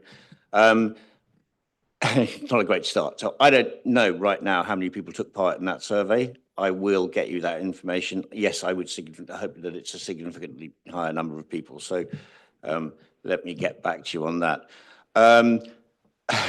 Second question, 1 hour and 8 minutes. I really cannot tell you why that's the same number. I'm very much hoping that it's not an error and it's just a coincidence. But again, we'll look into that because, as I've said all the way along, I don't want to just give you an answer I think you want to hear rather than I think the answer we need to give. Now, this one, I was rather disappointed in this revenue figure of 100.2, because if we get over 100, we should probably be looking for a lot higher. But I'll let Jane explain the details behind that one, because it's not good for my maths either. So this is because it can be over a number of years. So if you've got high arrears in 1 year, and actually activity on arrears has been really substantial this year, then you over collect. And there's also some people who do pay over what they're supposed to pay, so they get in advance. So that's the reason why it's at that figure, because the arrears activity has been higher than that. Okay. Thank you, Jane. Now, all three have mentioned, well, AWABs and also antisocial behaviour. Antisocial behaviour is similar to, I guess, fly tipping being a passion of Councillor Stansfield and Councillor Last. Antisocial behaviour is not to be tolerated. We are working very closely with the teams to try and recognise where there are problems arising, where we are not allocating potentially enough resources, but to move resources into that area. I know that all of you have had conversations with tenants who, quite frankly, are dealing with some conditions, quite frankly, that I don't think any of us would like to live in. And that's something that I think the Cabinet and probably every single councillor would recognise as if it's not something you're prepared to put up with yourself, why should any of our tenants? So I assure all councillors and members of the public and residents and NPH tenants that it is high on our agenda. The ASB team is robustly looking at what they can do, but once again, our reaction is limited by what we can do under law. I know that there's just for example, a little small but very dedicated team under the antisocial behaviour, the enforcement officers, which I think every councillor here will recognise have done an amazing job with just 2 of them. And I very much hope that budget will be further extended beyond this year, or in perpetuity, really. So I give you my assurance that antisocial behaviour, as far as I can possibly do it, will be dealt with accordingly. Jane? Sorry, just to add to that, what we are doing at the moment is looking at areas where there's wider antisocial behaviour that's also impacting those tenants in our housing, and our community safety team are now working very closely with MPH to look at responses for the wider area as well, to make sure that we don't tackle one element of ASB and then disperse it to another area. So we're working very hard on looking at areas as a community through both teams. Sorry, Councillor Herring, I think you also raised the issue about the 1 in 5 non-decent homes. And again, Councillor Keeble raised this, and Councillor Keeble and I have had many a discussion about non-decent homes being one of the significant threats, and something that we must keep a very close eye on. One of the, as I don't need to tell you, one of the issues with non-decent homes is, even if your kitchen is literally in perfect working condition, but it goes one day outside of a decent homes, that doesn't mean to say the kitchen's all of a sudden not decent, but it means under our figures it would be non-decent. Or if you've got a number of apartments that need having a roof replaced, once that roof is replaced, that does reduce the numbers significantly by the number of apartments under that one roof. We are monitoring.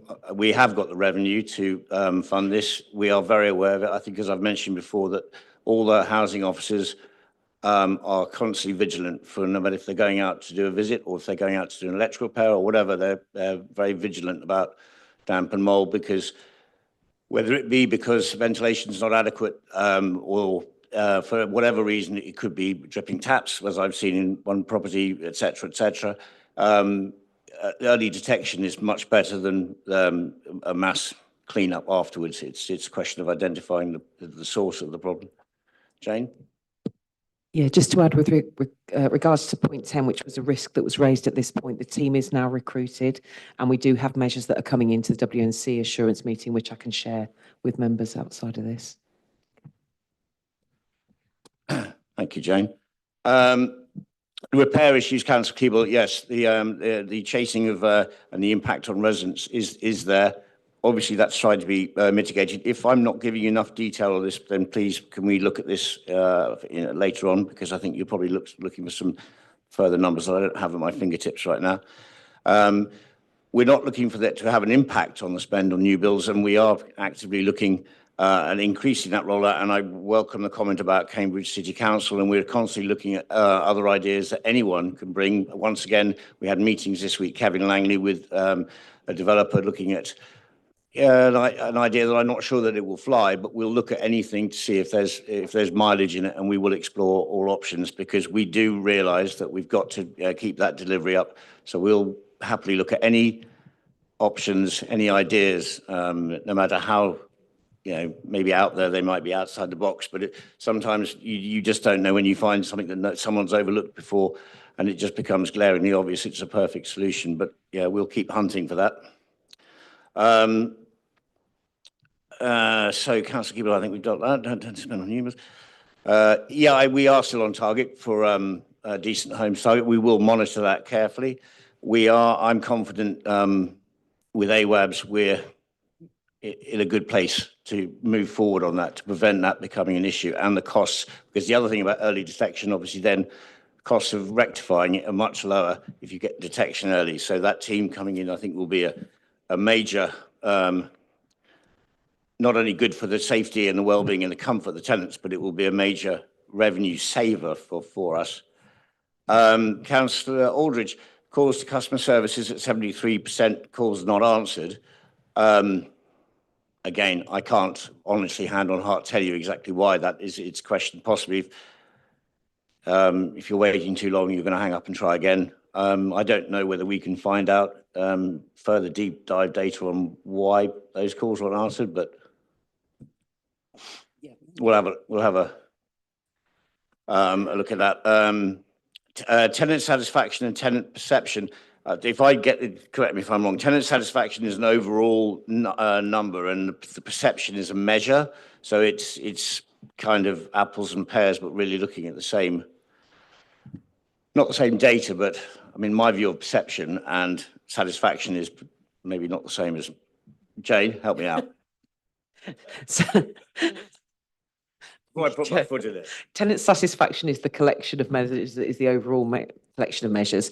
Tenant perception is one of the measures that we take forward, and there's all kinds of satisfaction on different areas within that as well. So it shouldn't be any less considered. It's part of the measure, the collection of measures that we use. Just linguistically, it's not the same. Sorry, they're formal measures that were requested by the regulator. So we use the language that the regulator uses to ensure, and it's assessed obviously nationally, but understand the point. Thank you, Jane. Thank you, Councillor Aldridge, for completely tying me up in knots on that one. Hate incidents, I refer back to antisocial behaviour, but obviously in a stronger way. Hate incidents just cannot be tolerated at all in any shape, size or form. We welcome the active reporting of it and the idea that people who might be intimidated coming forward or anything like that. We welcome people coming forward and being and letting us know so we can deal with it as quickly as possible. Finally, in terms of how the relationship with the housing regulator is going, my understanding is that everything that we're being asked to do, we're doing. We're in regular contact with them, but I think it'd be safer to ask Jane to give an update on that perspective, perception. So the relationship with the regulator has been extremely good to date. They've been completely satisfied with the information that we're giving them. They've asked us a number of questions around different areas as we've gone along. We've provided compliance information all the way along. We've delivered to them a root cause analysis, which they were also happy with. And also we've completed a number of areas of the business action plan that was alongside those. The conversation with the regulator, which is not formalised yet, is they will be reviewing how often they meet with us because they are satisfied with the progress that we're making to a point. So we're hoping it will be less regulator, but that hasn't been formally less regular, but that hasn't been formally confirmed yet. If I have missed anything out, then I'm, as you know, as always, I'm open, doors open, phones open. Come and see me and ask anything you like. I am also pleased to report that the Task and Finish group is progressing on NPH, which has now had its first meeting, I believe, under Councillor Aldridge's chair, and we welcome that ongoing cross-party being scrutiny and transparency. So I'm happy that's now up and running. And if there's nothing else, thank you, Chair. Thank you, Councillor Hastie. Is there anything else from anyone? I think we're good. I propose that from the floor, please. Second, Councillor Slope, seconded Councillor Stansfield, and a vote with a show of hands. Thank you. Okay, item number 9 on tonight's agenda, the Planning Service Transformation Programme Update and Action Plan 26 to 30. Councillor Manning to introduce the report. Thank you, Chair. Not sure I need a microphone. Most of you will know that I speak quite loudly as it is, so I apologise in advance if this starts to crack over the speakers. West Northamptonshire Council has been improving its planning service over the past 3 years, bringing together the former district and borough councils into a single, more modern service. This report highlights what has been achieved so far and sets out the next steps for the years ahead. So far, the improvements have been quicker decisions on planning applications. In 2025, the service decided 95 of major and 92 of non-major applications within agreed timescales, an improvement from previous years. Better customer service so far through new training and staff, clearer processes and improved communication channels, including regular engagement with developers, parishes and applicants. It's also brought the teams together as all planning staff are now based in one location here in Towcester, and the building control and sustainability teams have been successfully integrated into the service. The systems have been modernised with a single planning software system. This has been rolled out so applications are processed faster and more consistently. And a strong income generation, planning and building control activity brought in over 5.5 million last year, helping support services and local infrastructure. This matters because the planning service plays a key role in shaping the future of West Northamptonshire by supporting new homes, schools, jobs and infrastructure. As much as people don't like to hear it, development pays for infrastructure. Protecting the environment and the county's heritage, working with communities to ensure development meets local needs and supporting local businesses to grow and invest. A consistent high-quality approach has been made for the planning service and is essential for residents to feel confident that decisions are fair, timely and transparent. Now, what happens next for 2026 and 2030 is this action plan focuses on three main priorities.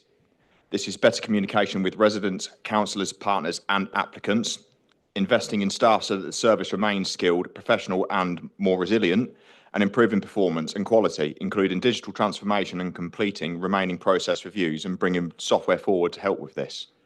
The plan also looks at opportunities to bring in more income and to strengthen areas like sustainability, building safety and long-term growth for planning. This progress will be monitored with regular updates through quarterly reports to Cabinet and full council, monthly reports to Cabinet members and senior leaders, and ongoing engagement events with communities, developers and parish councils, and also an independent peer review by the Planning Advisory Service, which will take place at the end of the year. What this means for the public is that people can expect a faster and more reliable planning decisions, a more accessible and responsive service with better use of technology, and continued improvements to how the council supports development and protects local places with stronger community engagement. Therefore, it is recommended that the Cabinet notes the progress that has been undertaken so far and endorses the action plan for 2026 to 2030 and notes that the additional resources will be brought in to accelerate the programme using existing income streams, and also endorses that the Planning Advisory Service undertake a further peer review in late 2026 in order to provide independent feedback on the measures that have been implemented so far. Thank you, Chair. Thank you, Councillor Manning. So, three speakers and Councillor McCord. I know you indicated earlier you wish to speak to this. Councillor Lister. Make notes, Councillor Manning. Councillor Lister, when you're ready. Thank you, Chair. So the report acknowledges the planning process and the review is not yet complete, but there is a significant amount of work to do, and we do welcome that progress and the transparency about what remains. A few questions, if I may. The process reviews for development management, major projects, technical support and enforcement are still outstanding. Can we have a realistic timeline for these and what dependencies there are on each that may cause those delays on any of those? Enforcement specifically, I think, is probably one of the more visible parts of our service for residents in our parishes. But the review's not down to complete until 27, 28 at the earliest. Is there anything we can do to improve the resident experience in the meantime? And on communication, this is listed as a first-year priority. We have had a comms plan in place since 2023. What particularly remains to be resolved on this, and what metrics are we putting in to ensure our communication through residents and developers is satisfactory? On the monitoring plan overall, the action plan sets out a reporting cadence, but no measurable success criteria. So how can we be confident that each work stream has been successfully completed, and what does that good look like? And finally, you did mention it right at the end, the additional resource to accelerate the programme is to be funded from planning fee income. Should there be, what's the contingency for that if our applications fall or our income is reduced from that? Thank you. Thank you, Councillor Lister. Councillor Purser. Do you have, oh, yep, please do.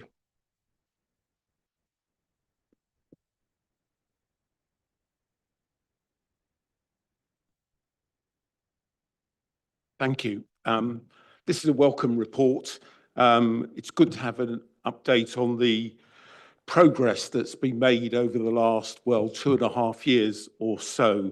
And I think we should recognise the progress that's been made and also recognise that staff have undergone considerable reorganisation while doing the day job as they've gone along. And I think they should be thanked for that and recognised for that. I've got a few questions. One is the area of Section 106, which I think many of us have been very concerned about over a long period of time. How much progress have we made? How far are we from being at a point where we know exactly what money is due to have come in and what money are we due to have spent, and how far are we from actually completing what has been an exceedingly long and difficult process. The second question is about our need for infrastructure. And it seems to me that planning should be leading the vision for our area in terms of what infrastructure and what our town and our county is going to look like over the next period of time. And just, are we devoting sufficient resources to really making sure that we can really be proactive in that sense, that we are a plan-led council, a council-led area, rather than a developer-led area? Are we in that position? And I suppose my next question is, are we investing enough in IT in this area?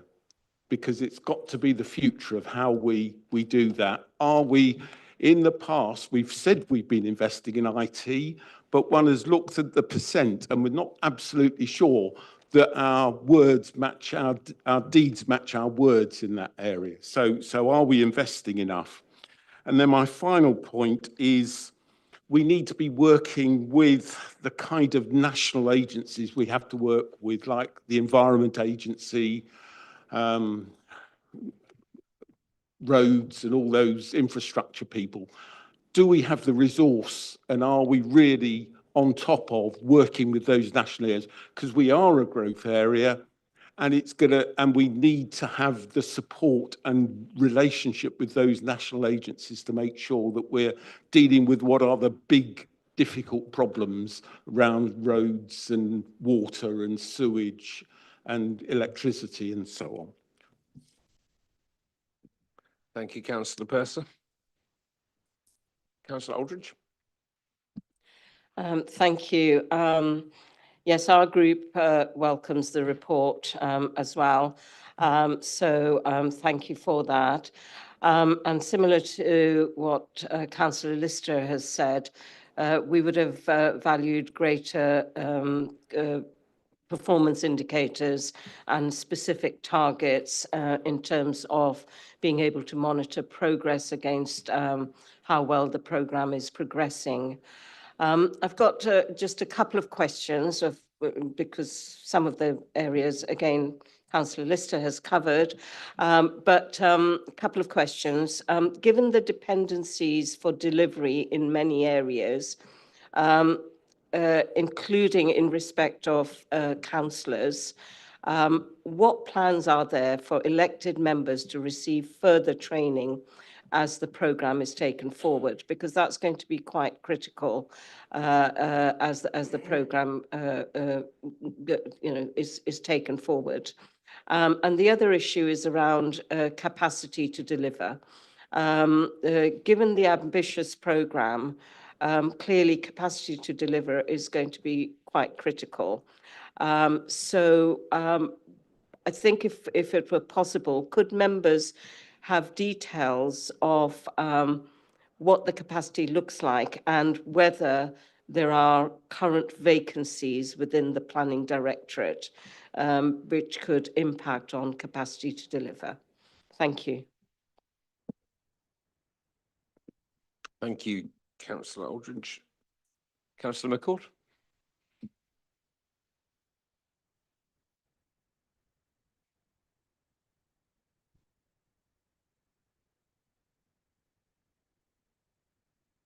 Thank you, Mark. I shall be leaving after this item to get to a parish council meeting, so just so you're aware. Chairman, members, let's be honest with ourselves. This so-called improvement plan has been brought to us by the same people that brought us the last planning improvement plan and the one that delivered little by way of noticeable improvement. They went from awful to terrible, have since improved to merely poor, and today aspire to the giddy heights of mediocrity. Now they return to say, trust us that this time it somehow will be different. Yet the report before us insists that everything is broadly fine and with only minor adjustments are required. And that, colleagues, is precisely the problem. The planning department has become detached from reality.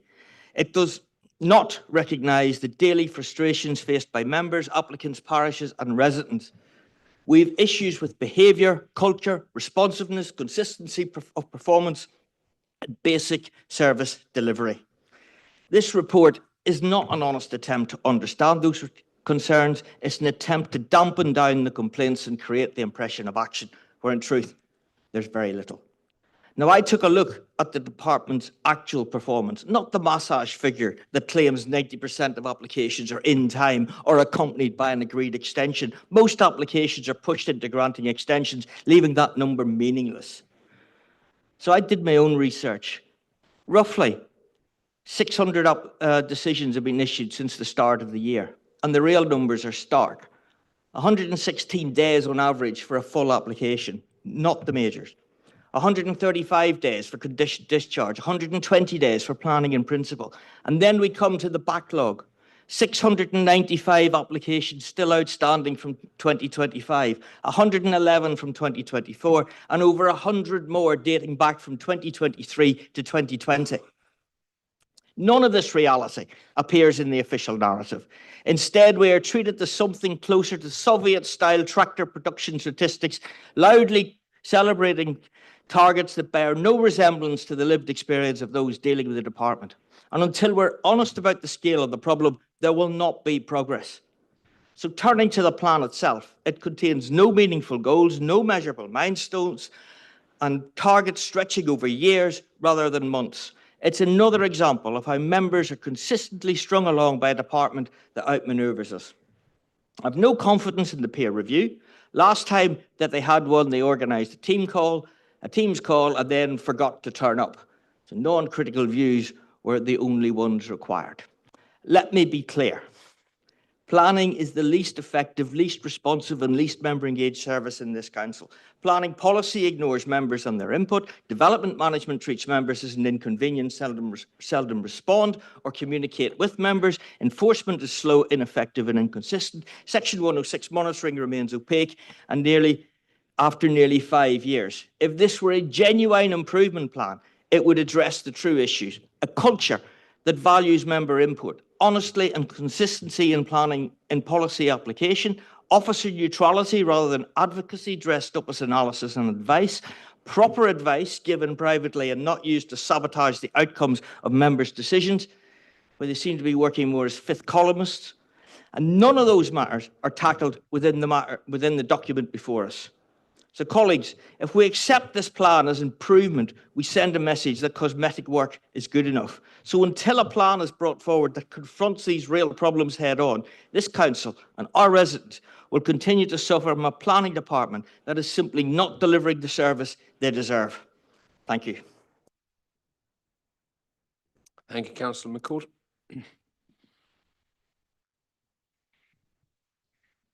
Take questions from the floor to Stuart and Councillor Manning. Any members before you respond? Stuart.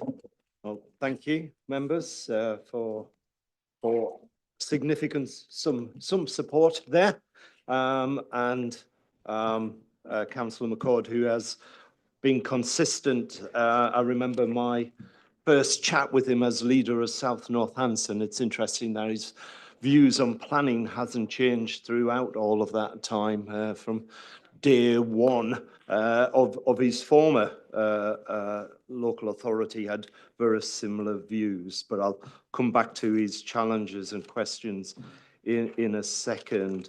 So touching on some of the questions and issues raised, in terms of process reviews, and again, I'll touch on an issue that was raised by a number of members, and that's smart targets, KPIs, etc. It is intended that if this goes through tonight and it is agreed, that we will do an action plan and a much more detailed action plan that will address KPIs where we can monitor, and we've got that that approach as we go forward. In terms of enforcement, again, we have seen progress with enforcement. Some members will be aware, others not, that there are some parts of the West Northants area who enforcement didn't exist when we took over. We recognise we're on a journey and that we've still got a distance to go in terms of enforcement, but again, recognising that there has been some improvements there, and we are starting to get a grip of those areas as we go forward. Councillor Lister mentions the communications plan of 2023 and asks, so what is the issues are there? I think the issues are very clear.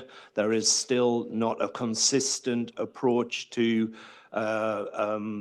communications. There are still too many complaints about people asking questions and not getting the answers. I think some of that is down to the backlogs and the capacity, but some of it is down to culture as well. So again, it's tackling both of those issues as we go forward.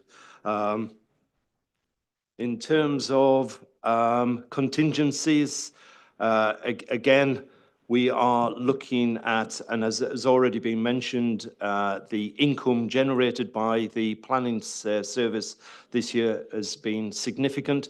That's been largely down to the fact that we've had many more applications than previously.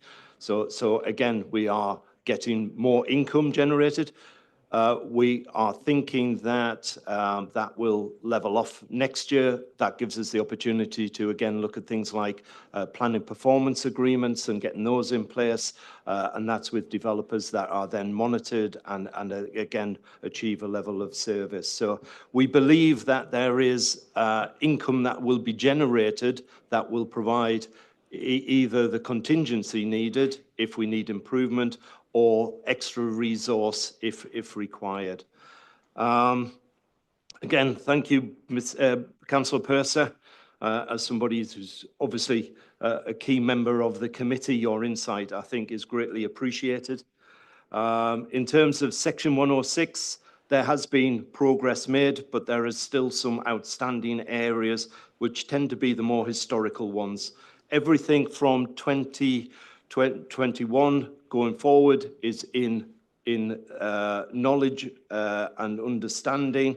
We are working with finance colleagues to look at the governance behind that and to make sure the governance going forward, excuse me, where we have the transparency, we have the openness, and we have the relationship with both members, town and parishes, and indeed the communities in terms of ensuring that those monies are spent as were required.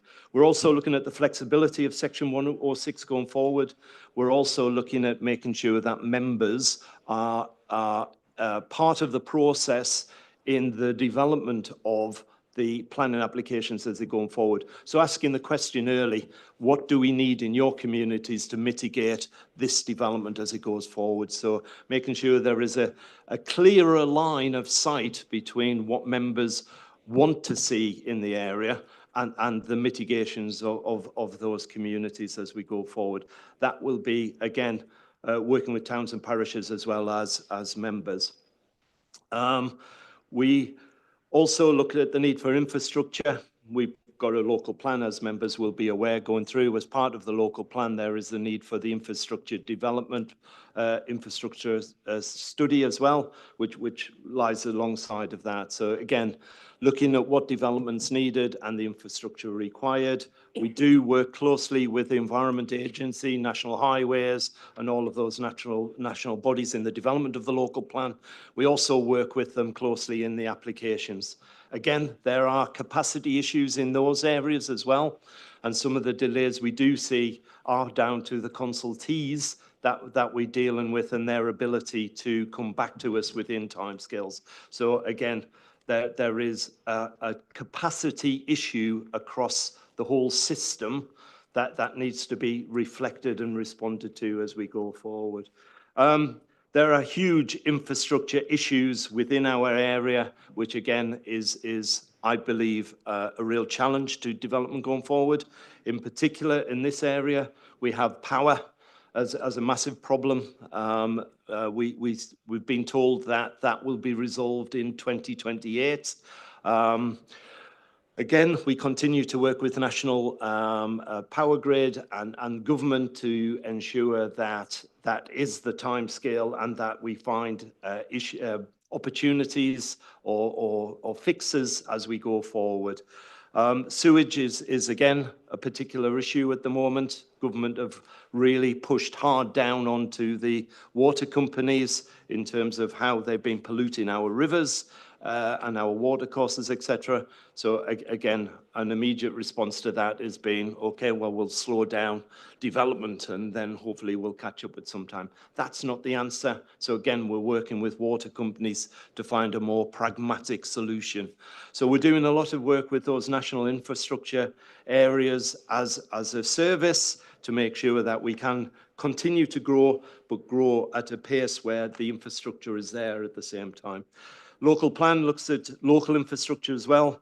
I was at Long Bookby just last week, and the big question was doctors' surgeries and how do those actually happen, and how do those, every single person that came through that door had a, well, we probably don't want the housing, but if it is going to come, you've got to guarantee that we've got the right schools, education, and doctors and health services that go with that. That is something we'll continue to work with our partners to see how that moves forward. Fazana, I've already touched on the target and the specifics. We will ensure that's in place. Training for members. I know Steph is looking at working with the chairs and vice chairs and indeed the committee to look at what training is required to make sure that they're in the best place for decision making, but we also want to roll that out to all members and increase the knowledge and the understanding of planning to members as well as we go forward. Which brings me on to Councillor McCord's challenges and his perceptions as we go forward. Many of the issues that we see in West Northants are fairly typical of what's happening in planning. There are challenges in terms of backlog. There are challenges in terms of meeting the requirements.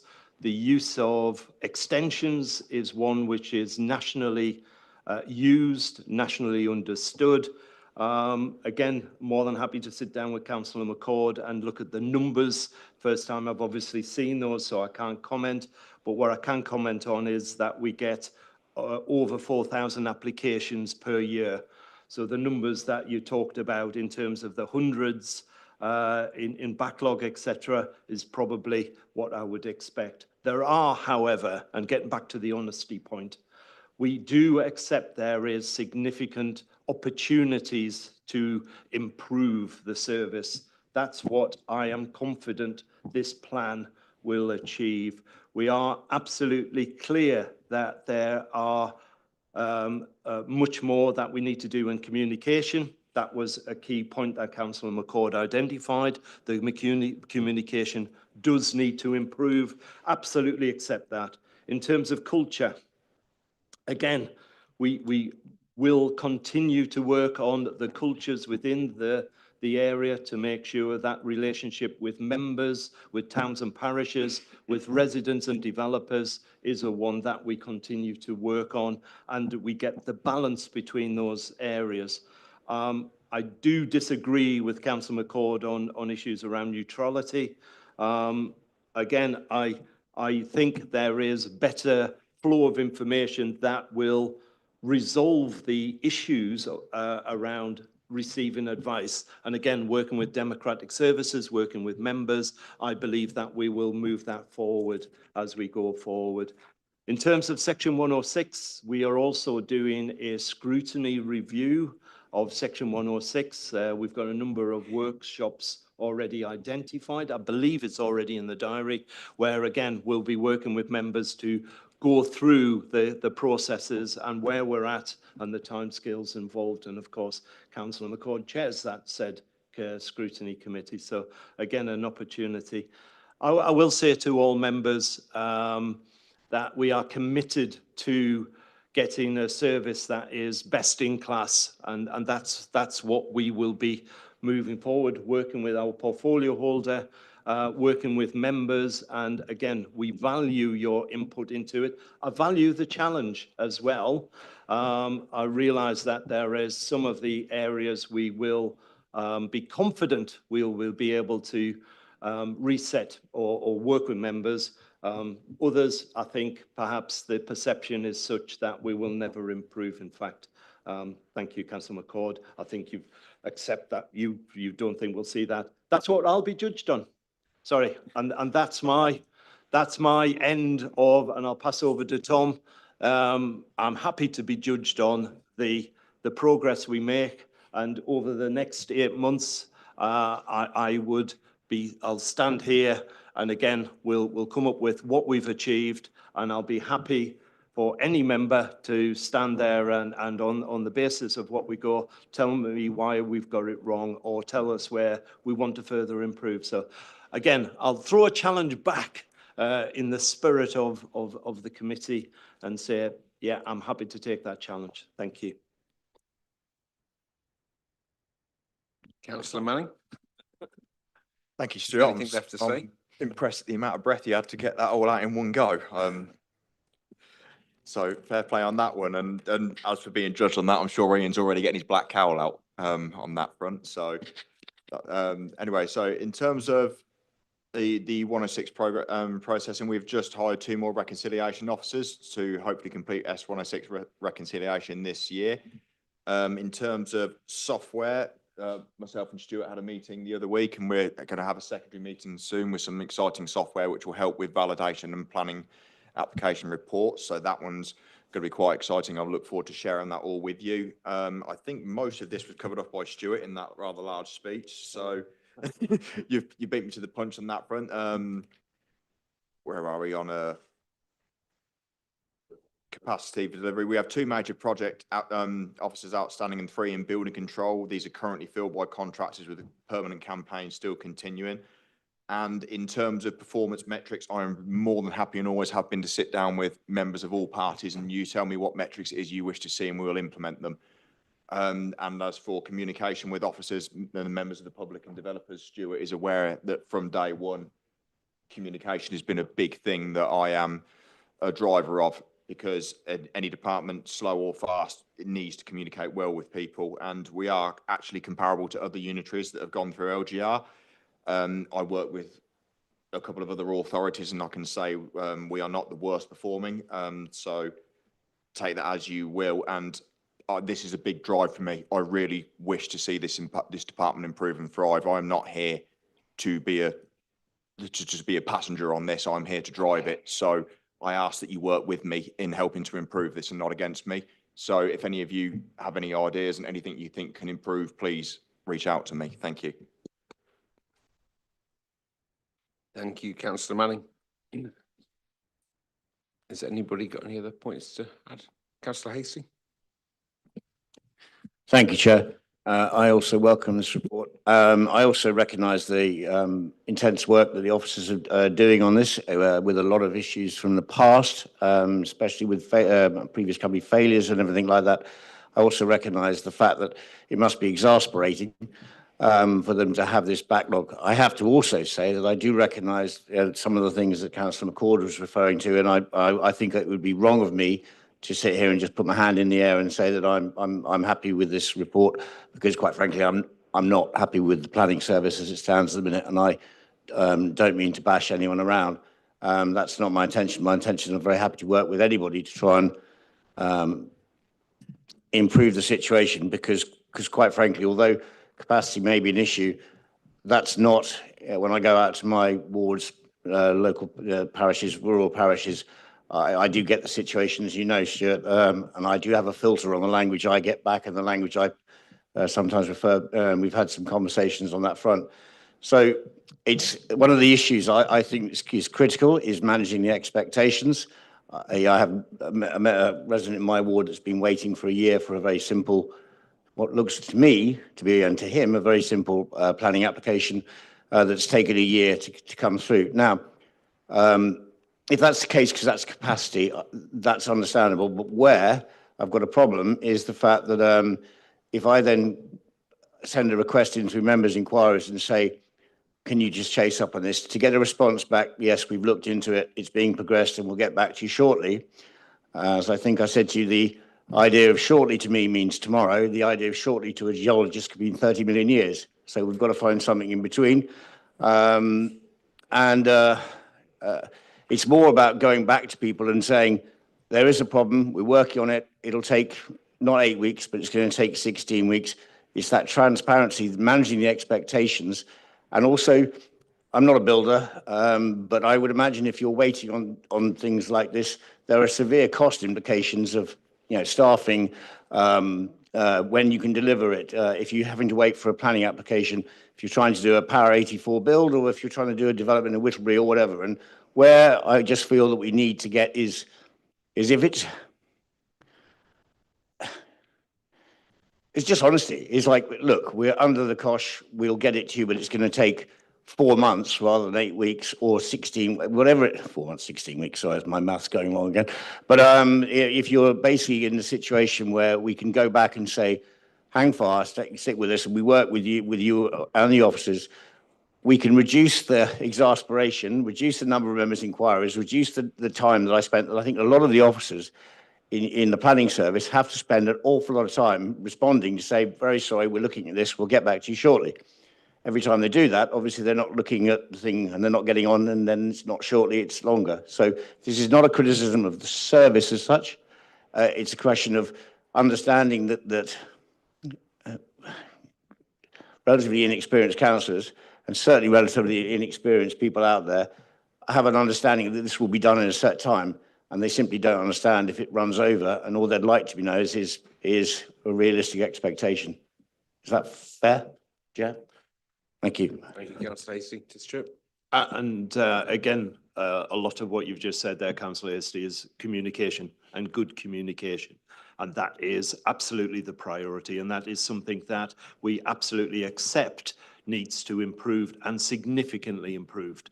Again, the number of complaints that I get about the planning service is probably 90% of them are, I've asked a question, I'm still waiting for an answer, and nobody's got back to me. So that is unacceptable. Absolutely understand that. A lot of the plans that we're putting in place, it's not necessarily about the bums on seats. It's about getting the processes right. It's about the introduction of technology, etc., etc. But again, we've got the foundations in place to push on now.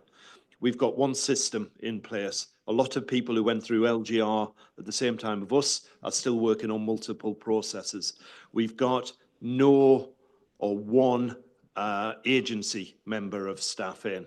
Again, number of people who went through LGR have got multiple and significant numbers of agency. Recruitment, retention is starting to really pay dividends where we are. So we're starting to, as I say, we've got the foundations in place, but absolutely acknowledge what you're saying there. And those are some of the KPIs that we'll start to put in place. Those are some of the improvements we'll start to put in place as we get rid of the backlog.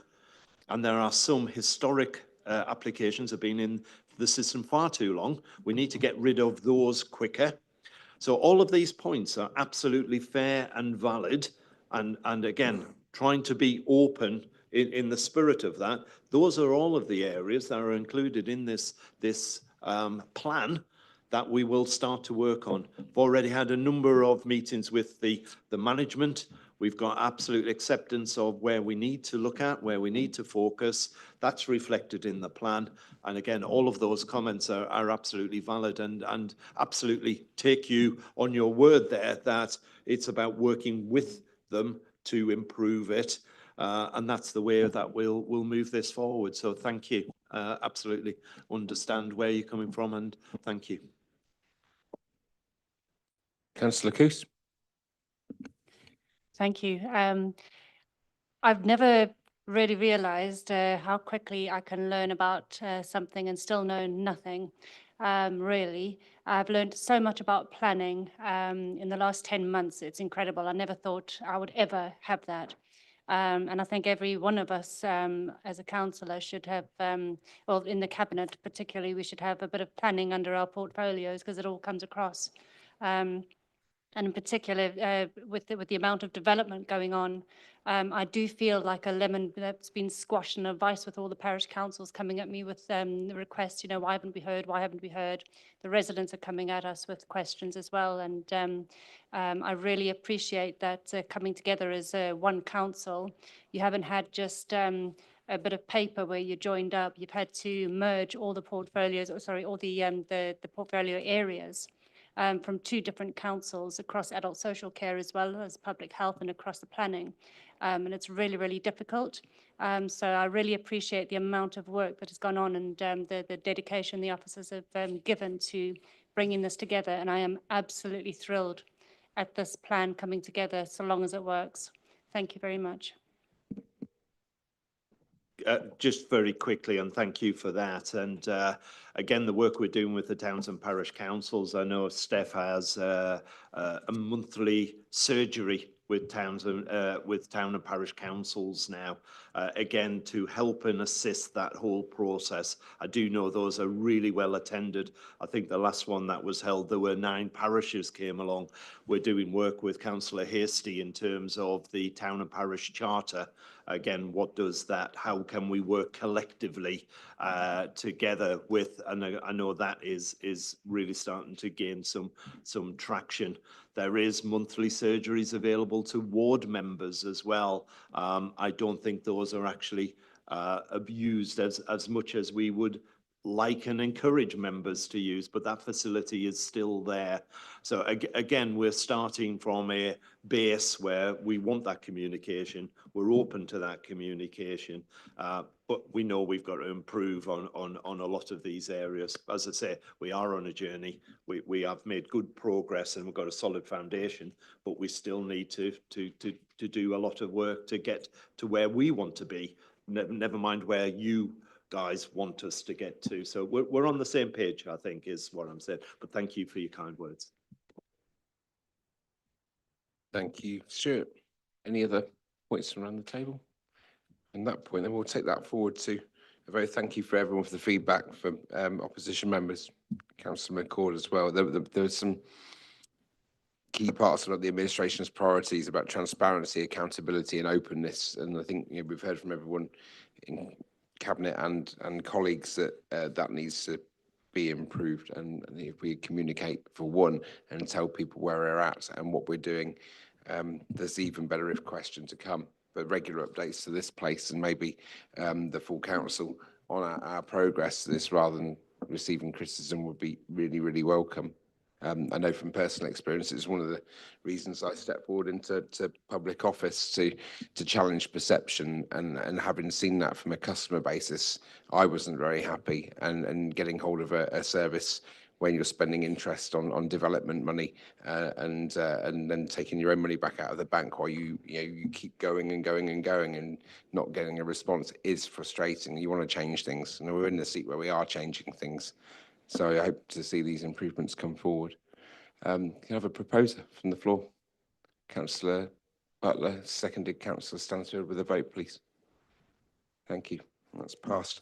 We'll reach the halfway point in the agenda. It's 8:36 or 8:32 on the clock. Which one are we on? 8:32. And we'll take a 15-minute break.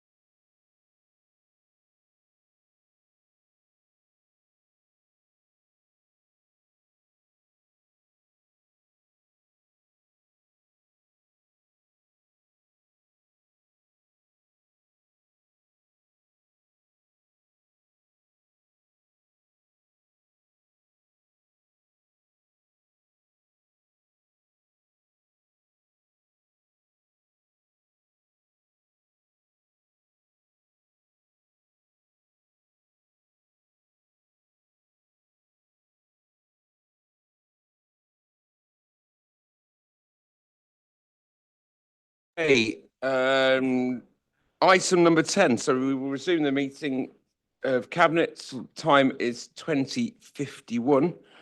Item number 10, tonight's agenda, the adoption of the local cycling and walking infrastructure plan for Northampton, otherwise known as LC-WIP. Councillor Butler to introduce the report. Thank you. Thank you, Chair. In March 2025, the council adopted the local transport plan, LTP, for West Northamptonshire, which sets out our transport vision for up to 2045. Examples are policy 1 of the LTP sets out a sustainable transport hierarchy, which prioritises providing safe, active travel for people of all abilities and in areas such as high streets and residential streets. Excuse me, sorry. Policy 6 sets out that the council will deliver and monitor a pipeline of high quality active travel schemes, which will follow best guidance. To support these policy aims, local cycling and walking infrastructure plans, LC-WIPs that you've all heard of, are being developed for each of the main towns within West Northamptonshire. LC-WIPs consider where people live and work and how areas will grow in the future and identify a prioritised list of proposals to enhance local cycling and walking networks over a 10-year period. Working closely with stakeholders, a local cycling and walking infrastructure plan has been developed for Northampton. We're now seeking approval from the Northampton LC-WIP by Cabinet. LC-WIPs for Brackley, Daventry and Towcester were approved by Cabinet in April 2025. The consultation was undertaken on the LC-WIP proposals between the 11th of August and the 5th of October 25. The consultation responses overall showed support for the Northampton LC-WIP. Following adoptions of the LC-WIPs, a final version will be published on the council's website. Alongside this, work will commence on the preliminary designs for the initial schemes. I'd like to recommend that the Cabinet approves and adopts the local cycling and walking infrastructure plan for Northampton. Thank you, Chair. Thank you, Councillor Butler. A couple of speakers. Councillor Holland-Ellerby.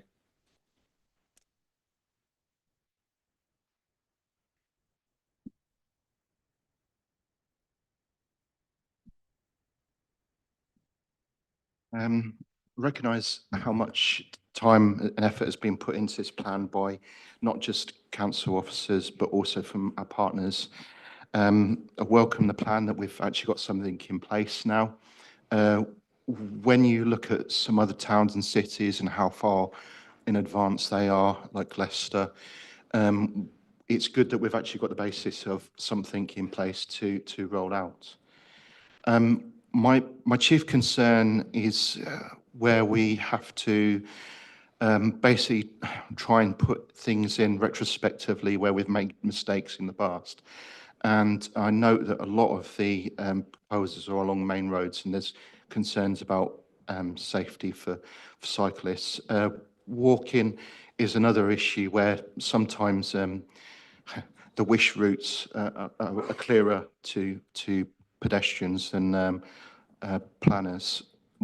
Another area that I have a concern about is not just the plan to put in new infrastructure, but the maintenance. Our group mentioned maintenance in our response to this.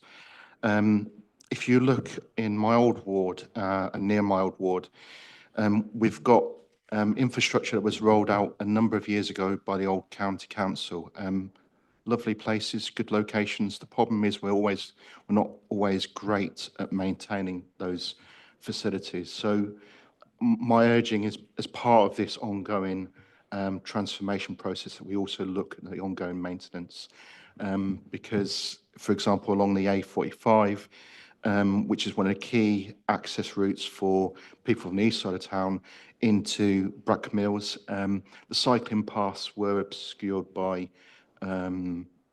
foliage, and they're getting better at it, but it's important that we don't just have the shiny new things that we need, that we actually properly maintain it, and we listen carefully to the users of that infrastructure. So I welcome the report, but just urging that we do maintain these new routes, and of course recognising constraints on finance. It's going to take a long time to deliver some of this. Well, if we've got a local transport plan to the mid-2040s, so be patient, everyone. Thank you, Councillor Holland Delamere. Councillor Aldridge. Thank you very much. A very extensive and detailed plan, and as Keith has said, thank you to all those who've contributed. A massive piece of work. So I've got a number of questions here and a couple of queries as well. So how much has the process of putting the plan together cost to complete? Because it's a massive task. But more importantly, the other questions. How will we ensure that this document does not sit on the shelf, and ensure that all that is intended there is actually taken forward? And where is the capital investment coming from for the plan as outlined, the detailed plans outlined in the plan? How will it be funded? And then the final area is, I can't call it LC WIP, I'm going to use the proper term, as the local cycling and walking infrastructure plans for the market towns were signed off in 2024. It is obviously welcome that Northampton will have its own plan. However, the question is, what is being offered for the rural areas? Are you able to give a timescale for the development of the rural active travel network strategy referred into the active travel strategy consultation, which was closed at the end of January? So that's a specific question regarding the rural areas. This is a key strategic document to connect rural communities and help support leisure, tourism and economy. So when, so a response to the follow-up there. And then a final question is, when will the WNC's Active Travel Forum be set up? And are there plans to recruit active travel champions? Thank you. Thank you, Councillor Aldridge. Any points from the members' floor? Nothing. Just before we return to Councillor Butler with Stuart, to thank Esme Cushing and the team that have pulled this all together. It's been a huge piece of work from when it was first presented to Cabinet back in August through that consultation period. So thank you to them for that. I think it's an exciting opportunity to use government funds that Councillor Butler is going to summarise. Thank you, Councillor. Or Stuart, I don't mind. Take us. Thank you, Chair. Again, Keith makes some really good points in terms of maintenance. I think this is something that historically is absolutely correct to point out. Again, I don't need to remind members of the challenges of the County Council and why some of those things perhaps hasn't happened. We are working with local communities and members in looking at where those maintenance problems are, but that is a challenge. But again, as we move forward, I think as we present the infrastructure as it comes forward, I think we'll be open to those challenges at that time about have we got the right maintenance in place to ensure that the users are safe and the routes are safe as well. So we'll take that on board, Keith, as we go forward. And again, happy that you come back as we present the schemes to present to you the answers at that time, if that's okay. Rosanna, again, I don't know how much the process has cost, if I'm honest, because the process, we've got a staff in place, a resource in place. But what I would say is, and I'm not sure where the question is coming from, unless we do this process, we can't draw down the funding. Government will give us nothing. So it's almost an investment to ensure we get the infrastructure in place. I don't think we've got a record of how much it would cost, if I'm honest. But again, more than happy to pick up with either yourself or where the question came from as to what is the the outcome of that. Will it sit on a shelf? No. We've now got all of the main towns identified. We've got plans in place. I think Keith identified that we've got a long plan here, a large number of opportunities, and what we'll start to do is start presenting those to government, and that's where the funding comes from. Each year they give us monies towards active travel, and again it's for the council then to prioritise to maximise those opportunities, trying to make linkages, key linkages between communities and employment for those leisure opportunities that you mentioned. Again, trying to tie villages into existing networks, again, to try and hopefully get safer accessibility in those rural areas. I think it was actually April 25 where we agreed those market towns.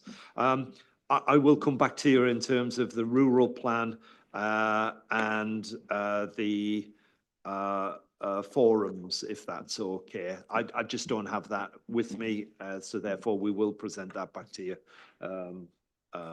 following this meeting. Thank you, Chair. Thank you, Stuart. Any points before we go to Councillor Butler?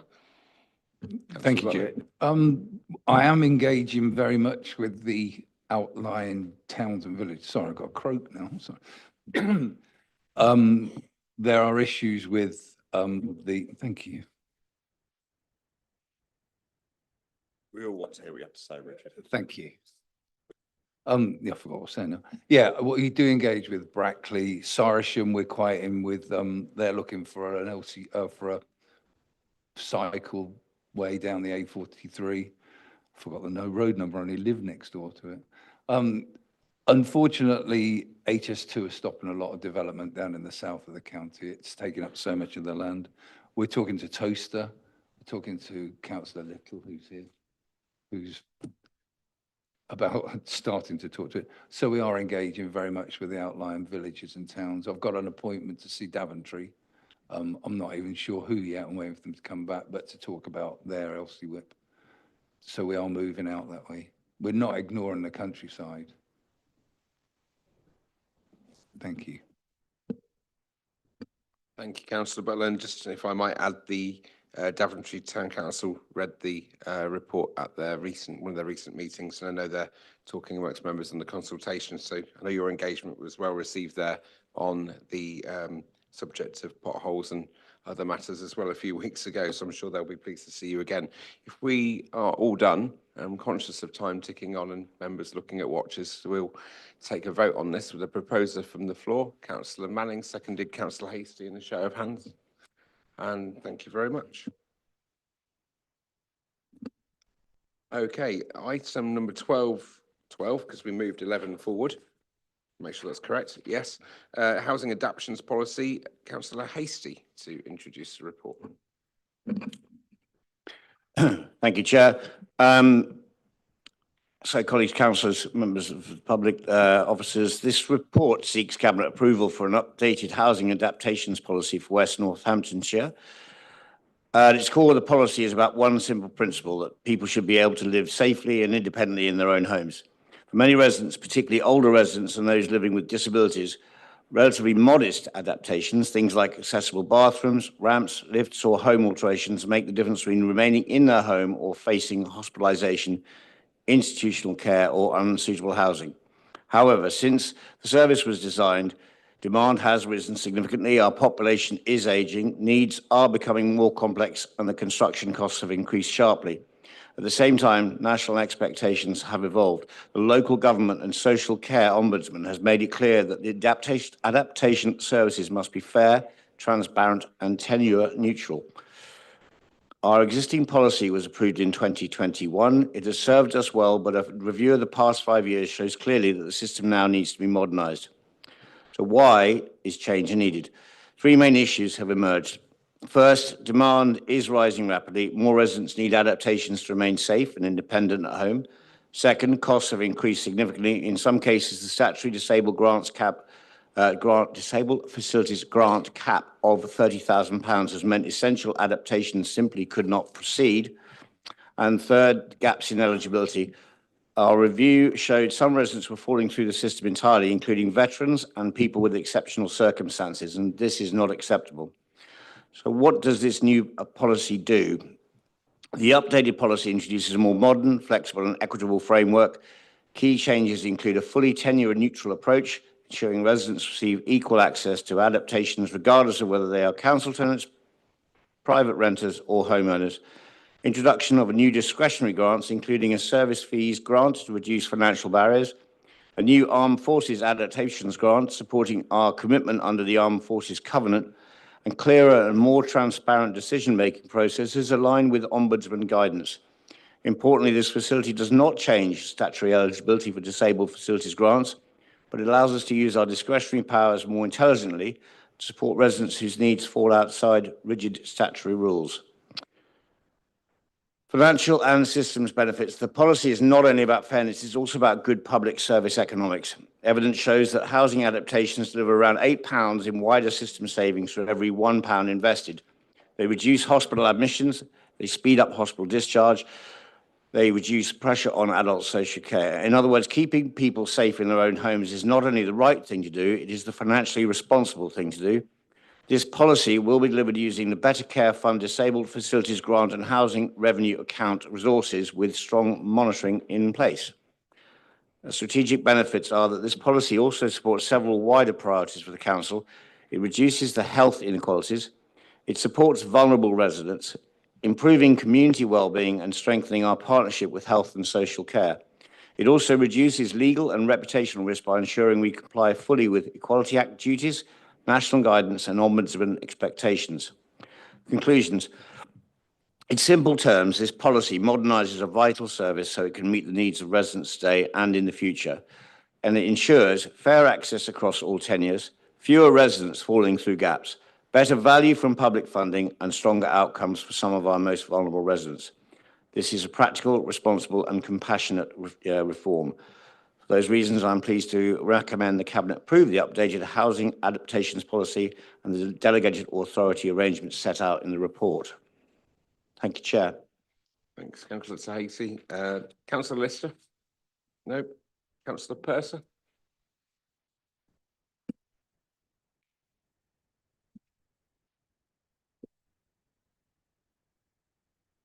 Under instructions to be brief.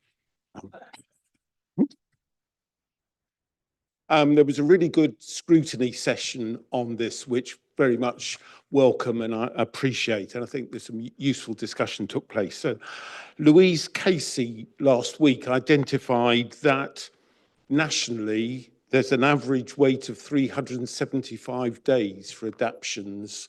I hope that we're nowhere near that in this authority. I suppose the question is, do we have a KPI for this? Because we probably should do. Demand is increasing. What will we do when the budget begins to run out? Because it is such a cost-effective piece of work that we do here. And that is a bit of a concern. And also, as demand increases and kind of the need to get the spending as efficient as possible, do we have the staff capacity to make sure we're doing this as effectively as possible so we don't get the sort of waiting lists that have been referred to? And I would hope that my sense was that the waiting lists that we have locally are significantly shorter than this, but it would be good to have reassurance about that. Thank you, Councillor Purser. Councillor Aldridge? Yes, it was a very useful scrutiny meeting, and I did manage to ask quite a few questions there, but I just want to pull out two areas really. And it's the point that Bob has raised as well. The demand has increased, and we have a total of 5.4 million coming in from the Better Care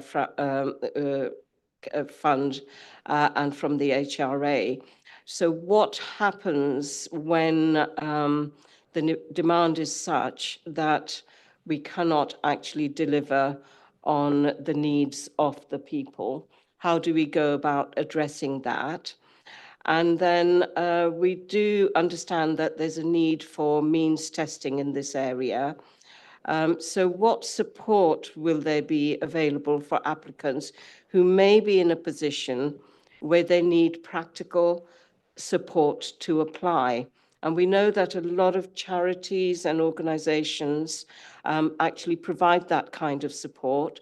So how will we work with appropriate charities to get this support into our communities? And then, sorry, one final question. How will the housing adaptations policy work alongside the decent homes work that we've referred to? How will we prioritise? So the link between the two areas. Thank you. Thank you, Councillor Aldridge. Any questions on the floor? Then I shall revert to Councillor Hasty with Jane. Thank you, Chair. I have to be honest with you. I'm going to pass this over to Jane because I think, for sake of time and also the correct answers, it'd be better if I pass it over. Brevity, as always. So I'm going to try and work through them just to make sure. And if I haven't picked any up, please do let me know. So with regards to staff capacity and demand increases, at the moment we have a very carefully set out estimate and programme focusing on the demand that we're seeing coming in from the different areas. So there's two separate parts to this. One is the adaptations within our own stock within NPH. And so we are doing consistent conversations with our tenants to understand what needs and future needs might be. So that's in a programme. And then the other side of it with DFGs is we're working very closely with adult social care and occupational therapists to understand where those needs might be. Obviously, some people referred in, but that demand is forecast through the year, so we're pretty confident in the figures. We also have a historic underspend as well that we are available to us to work through some of this as well. And with the additional funds that this policy brings, it means that we can do more with some of those clients who have additional needs. With regards to waiting list time, yes, Bob, Councillor Purser, I've seen that email. It was from the Motor Neurone Disease Association, and they were raising concerns around a 365-day wait. Ours is nowhere near that. It does fluctuate depending on the month, but I'm happy to share that information with you. We are well within the timescales that are required. So, and I did write back to that organisation just to confirm that as well. Again, if we can't deliver to demand, then we'd have a conversation about what we do, because there is a business case in this, but we're nowhere near that point at the moment. We've not got demand over what we can provide. And how will the policy work alongside the decent homes? Obviously, they do two different things. So the decent homes work is about having the right properties and the decent home standards met in all of our own stock. With this policy, this is about responding to people's needs as they either change or become more vulnerable or need adaptation. So the two policies will work hand in hand in our approach with tenants, and basically we'll be looking at in the target operating model, how do we make sure that both sides are covered when we're doing any kind of adaptations or repairs programme and that the need is met. But that will be part of our target operating model as we go forward, but it's already been met by MPH.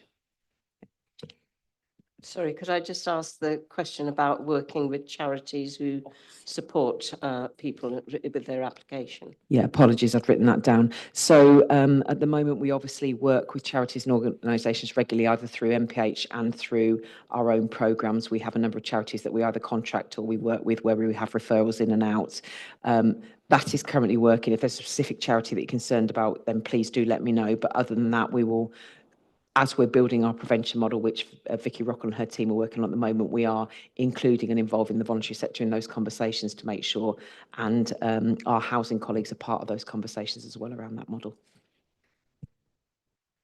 The other thing is we can obviously give considerable or assistance where residents even make significant contributions to that themselves. That's certainly the idea of helping them, even if they can help themselves to a considerable level. And I believe our assessment time is less than 6 weeks now. I will come back, because assessment time 6 weeks does not necessarily mean everything being resolved. So bear with me on that. And the other thing that I'm keen to, I think I've mentioned this before, is where we've got adaptations put in and obviously time progresses and so does, and people move on effectively.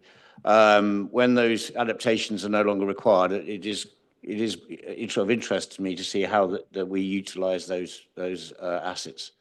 I mean, that it's a tricky one because they're second-hand, they've used it, but it's how we actually make sure we can hopefully reuse those assets. I think that's fair, isn't it? Thank you, Chair. Thank you very much, Councillor Hasty, and everyone who contributed there. Anything else from the floor? In which case I'll take a proposer. Councillor Last, seconded Councillor Slope, and a vote, please, with a show of hands. Thank you. We will move on to item, we are in the right order now, 13, adult social care provider fee uplifts. Councillor Coos to introduce the report. Thank you, Chair. I'm pleased to introduce this report, which proposes the application of a standardised 3.47% fee uplift to adult social care providers for 26-27. Our care market continues to face substantial and sustained inflationary pressures, most notably the 4.1 increase to the national living wage and the wider rising operating costs. Providers across West Northamptonshire have emphasised the challenges they face in maintaining safe staffing levels, meeting statutory quality standards, and sustaining essential services without a fair and transparent annual uplift. This proposal responds directly to those pressures. Over the recent years, the Council has strengthened its commissioning arrangements and moved increasingly to contracted provision, improving market stability and cost control. To maintain this progress, it's essential that WNC continues to set evidence-based fee levels that reflect the real cost of care. The recommended uplift is grounded in national economic forecasts, local intelligence gathered through provider engagement, and our legal duties under the Care Act 2014 to ensure a sustainable care market. Importantly, this approach provides equity across the sector by applying the uplift to both framework and non-framework providers, including out-of-area placements, ensuring consistency and fairness in how WNC supports the care market. The proposed introduction of a single uplifted hourly rate for extra care services restores parity across the framework and standardises pricing for 26-27. I'd like to ask the Cabinet to approve the application for the 3.47% uplift to all adult social care providers delivering services to WNC-funded individuals, excluding any contracts with specified alternative indexation mechanism, and to approve the introduction of a new hourly rate of £22.89 for extra care services, ensuring a consistent and uplifted rate across the framework. Thank you. Thank you, Councillor Coos. Two speakers, Councillor Lister. Thank you, Chair. The report cites our SARCP versus Stoke and acknowledges that 41% of responding providers said 6 to 8% was needed, and 41% of those said quality would be affected if cost increases cannot be covered. We do cover off the reasons around reduced CPI, local limited failure, and benchmarking against other authorities. But the judgment was clear that councils must also weigh the indirect impact on residents of fees not actually covering costs, either inhibiting providers from meeting residents' needs or pushing up costs onto families. Can we confirm what our legal advice was regarding this, specifically around the resident impact requirement and not just the market sustainability? And how are we monitoring if quality does deteriorate from the 1st of April because of the indication between 6 and 8 and the 3.4% increase? Thank you. Thank you, Councillor Lister and Councillor Delamere. Ditto. As Councillor Lister said, those are very important points because it's very clear from the survey that 6 to 8% inflationary costs in the sector, whereas we're proposing below that. I also want to highlight the fact that we are still very heavily reliant on international workers, and one of the things that we'll go back onto in the report for one of the later items about the resilience package, which replaces housing with support fund, is the fact that we do have people who are recruited to the UK to the care sector, and then we get unscrupulous practices where some of the care providers end up ditching people out of jobs and they become destitute. So how robust are we with making sure that our providers are legitimate and ethical, etc., in their practices. And I do welcome the fact that we are looking at how we can try and sustain the sector and try to increase the experience within the sector. But of course, when you've got a national living wage sector where we're competing for some of these workers with warehousing, which pay higher sometimes, it's quite a difficult one to ask. So those are my two questions, basically.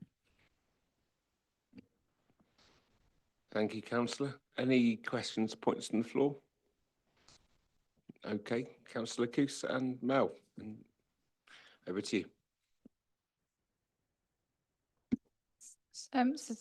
Councillor Delamere, I will ask you to repeat your question in a moment so I can make sure I understood it. I'm sorry, it's quite late, so I just want to make sure I understood it well. Councillor Lister, in terms of specific legal advice, we don't receive specific legal advice on the level of fee uplift. So the requirements of the Care Act are that we undertake to understand the widest possible range of concerns affecting the market. So we look at the cost structure of our providers, the amount paid for living wage, the amount paid for inflation.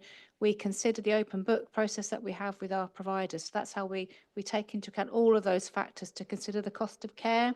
So we use the cost of care calculator. So that's how we work through that process. In terms of the uplift not being enough for families, so the uplift will be there for state-funded care. So we are aware that within adult social care, there is a belief that self-funders will pay more for their care and that there's a cross-subsidising of adult social care. So that's a sort of topic for adult social care reform. That kind of is, I suppose, a wider societal factor. We don't have evidence to suggest that because our fee uplift for people receiving state-funded care is at the level we've suggested, that other people would therefore be funding it. So there isn't necessarily that direct relationship, would be my view. And Councillor Delamere, I am sorry, can you repeat your second bit of the question? It was about around the fact ethics of some of our social care providers and reliance on international workers and the ways in which we've had situations where basically people have been brought to the country to work in those fields and then are dumped by those care providers and no recourse to public funds and end up destitute. Yeah, so we're really proud in West Northants of our work on the ethical charter for international workers. So it's been quite groundbreaking and it's been led by Ashley particularly, and our regional work in East Midlands. So we've got a really strong network across East Midlands ADAS in our commissioning for working with care providers directly. So the ethical charter has been in partnership and very much so in involving Unison, particularly in our local trade union representatives. So we're really helpful in bringing that forward. And we believe that's had a real impact. So we've seen less incidents in West Northants as a result with provider issues. So we're really keen on that. And there's a mechanism for where if somebody is a displaced worker, so where their employment is displaced, there's a mechanism for them receiving work elsewhere. So there's a trusted database is the way it works, isn't it, Ashley, to be looking at where that person could be receiving work. And it also involves some pastoral advice. So there's some additional pastoral advice for people as well. So it's quite a rounded offer, actually. And East Midlands ADAS has continued to fund that. So there was some government funding originally to fund it, and we've picked up that funding when that government funding wasn't available. Thank you, Mel. Anything else? Are we all good? Okay. If there's no further points to add to that, we'll move to a vote with the proposers. Councillor Stansfield, seconded Councillor Hasty, and a vote, please. A show of hands, and that's passed. Thank you. Item number 4 tonight's agenda, the Connect to Work and Skills Bootcamp delivery in West Northants. Councillor Petter to introduce the report. Thank you, Chair. As we pass the 3.5 hours of this Cabinet meeting, it's worth noting that sometimes the most important work the Council does is not always visible. It rarely makes the headlines, but quietly changes people's lives. And this report before you today is one such example. It actually contains 2 closely linked pieces of work, both focused on the same goal, and it's helping our residents gain skills, confidence, and opportunities to move back into employment. The first is Connect to Work. Across the country, there's around 1.8 million people who say they want to work, but they cannot currently participate in the labour market. Many face barriers such as health conditions, a lack of recent work experience, or just a lack of confidence to step back into employment. Connect to Work exists to help break down those barriers. It provides tailored, supported employment that connects people directly to real jobs, real sector, and real employments. West Northamptonshire is playing a significant role as a leadership here with the accountable body for the South Midland cluster. Across the 5-year programme, there is about £32 million of funding, including just over £6 million for delivery here in West Northamptonshire. Supported employment through this programme aims to reach 1,565 residents locally. Delivery will be through a blended model. So North Northamptonshire Employment and Disability Service will deliver 940 starts. Our resettlement team will deliver 78, and then we will procure external partners to deliver the remaining 547. All this between April 26 and March 2030. The second part of the report relates to the Skills Bootcamp. Now, we are seeking the approval to formally accept the Wave 7 Skills Bootcamp funding from the Department of Education, bringing up to 1.5 million of investments into WNC between April 26 and March 2027. These boot camps provide short, targeted training linked directly to guaranteed jobs and apprenticeship interviews. They focus on sectors where the need is clear: logistics, hospitality, and tourism, all major parts of our local economy, and sectors where employees are actively seeking skilled staff. The programme sets clear expectations. We aim to support over 400 learners, ensuring strong completion rates and secure real job outcomes for at least 3/4 of participants in the first 6 months. We have ambitious targets, but they are exactly the kind of outcomes we should be striving for. So both programmes share the same purpose: helping our residents get back to work, supporting businesses that need skilled staff, and making sure that economic growth we are all talk about actually benefits the people who live here in West Northamptonshire. So as mentioned, opportunities like this are sometimes overlooked because they sit quietly in the background. But when they are available, it's our responsibility to use them. By the way, if somebody could pass on to Councillor Ishmael, on Tuesday, the 2nd of April, we are hosting a joint recruitment fair with Amazon, and we'll be promoting both Connect to Work and Skills Bootcamp, and I urge all councillors to attend. So for these reasons, Chair, I am pleased to present this paper to the Cabinet. Thank you, Councillor Petter. I've got 2 speakers. Councillor Hacker's gone, but I'll take Councillor Keeble. Councillor Lister first. Are you speaking on this one? Yes, please. Okay. So this report is, I agree, is very important, but we've got 3 other items: the corporate parenting strategy, crisis resilient fund, and the alternative provision framework. And I want to ask about what the connections are between them. We're the accountable body. 1,565 starts in West Northamptonshire. The corporate parenting strategy commits us to supporting care leavers into employment, yet our Connect to Work approach does not appear anywhere in the strategy. The Crisis and Resilient Fund model commits to a no wrong door approach and a hand up and not a hand out, yet neither the CRF report nor this report specifies a warm referral pathway between the 2 programmes. The Q3 performance report shows 3,937 new council tax reduction claimants this year.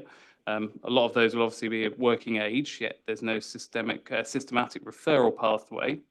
And the alternative provision framework on today's agenda identifies 145 children at elevated exclusion risk who face high NEET risk post-16. Here there is no defined pathway from AP through to Connect to Work for 16 to 24-year-olds. So can we explain how these programmes are joined up in practice, and if they don't exist as pathways yet, can they or will they be built into procurement and delivery planning before anything moves forward on this? Thank you. Thank you, Councillor Lister. And Councillor Keeble for Councillor Hack. Thank you. I'll be brief. On this item, it's extremely welcome to see these provisions coming forward. And especially since we are the lead for the South Midlands, which is going to be, bearing in mind what we're going to be considering on Friday, I hope that this will actually provide the opportunity for some networking and good strategic partnerships with other local authorities which are of a similar, whose economies align very well with ours. However, I do want to flag up the warning in paragraph 5.2 that we don't currently have sufficient internal capacity or existing contractual provision to deliver some of those places. In fact, it's about a third of those places. And I wonder if we could have some assurances about what work is being undertaken to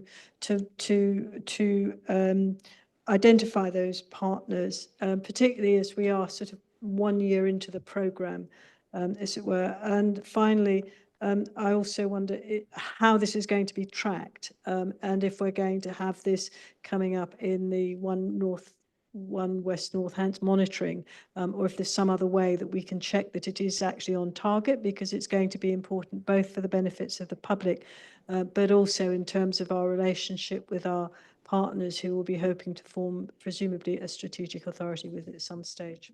Thank you. Thank you, Councillor Keeble. I might defer to Stuart Timmis on that. I think, if possible, on the Connect to Work. Are you able to speak to this, Stuart, after our attendance this morning at the SMA meeting? If you would, I will add some value, hopefully, at the end. It has been a busy one, hasn't it? So in terms of Councillor Lister, his challenge is a very good one in terms of ensuring that all of the programmes read across our strategies.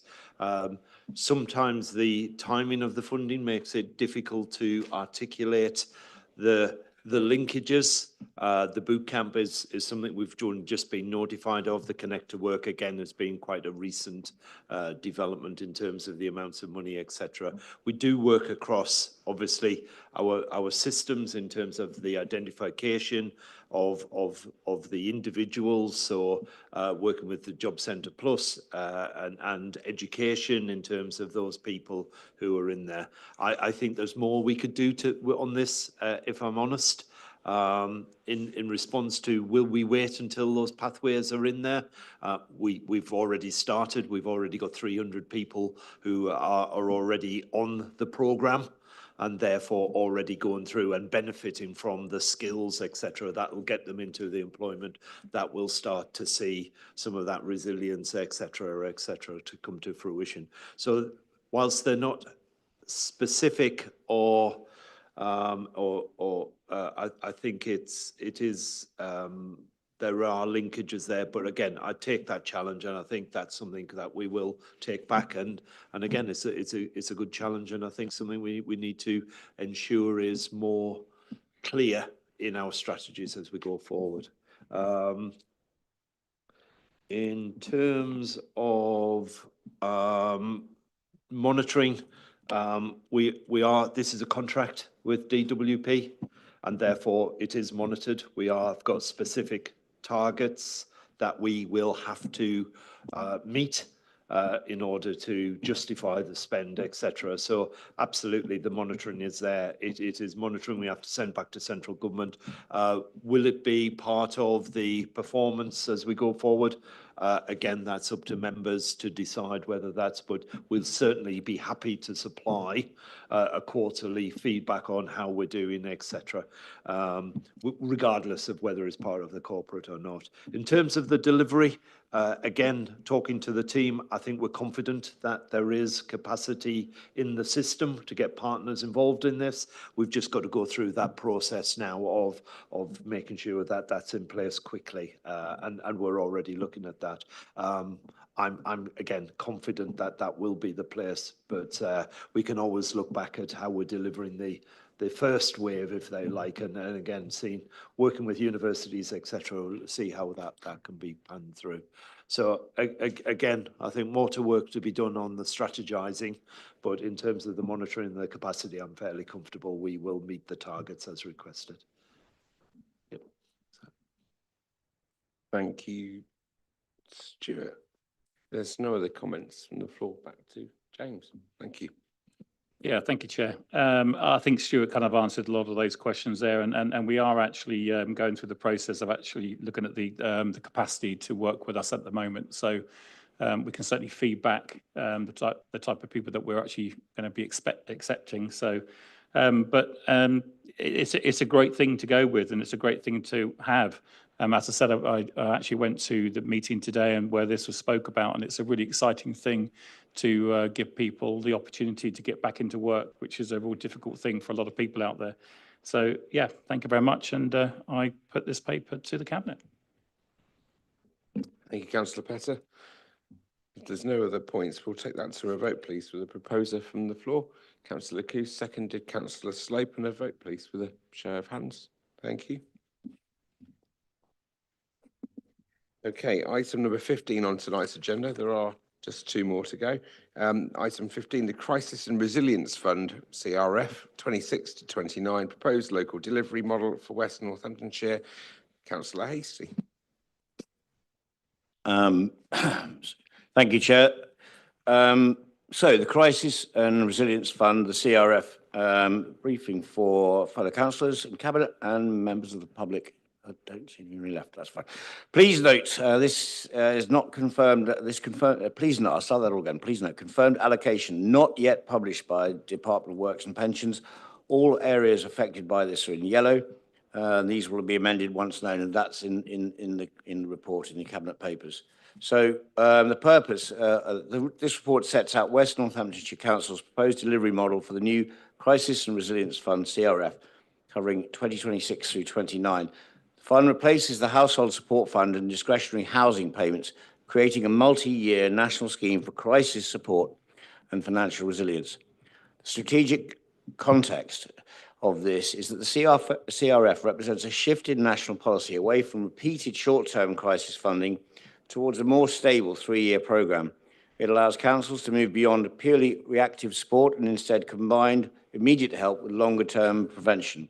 The fund must deliver 4 mandatory strands: crisis payments, rapid financial assistance for residents facing immediate hardship; housing payments, support with rent shortfalls, deposits or homelessness prevention; resilience services, debt advice, income maximisation and financial wellbeing; and community coordination, stronger networks between council services and voluntary organisations.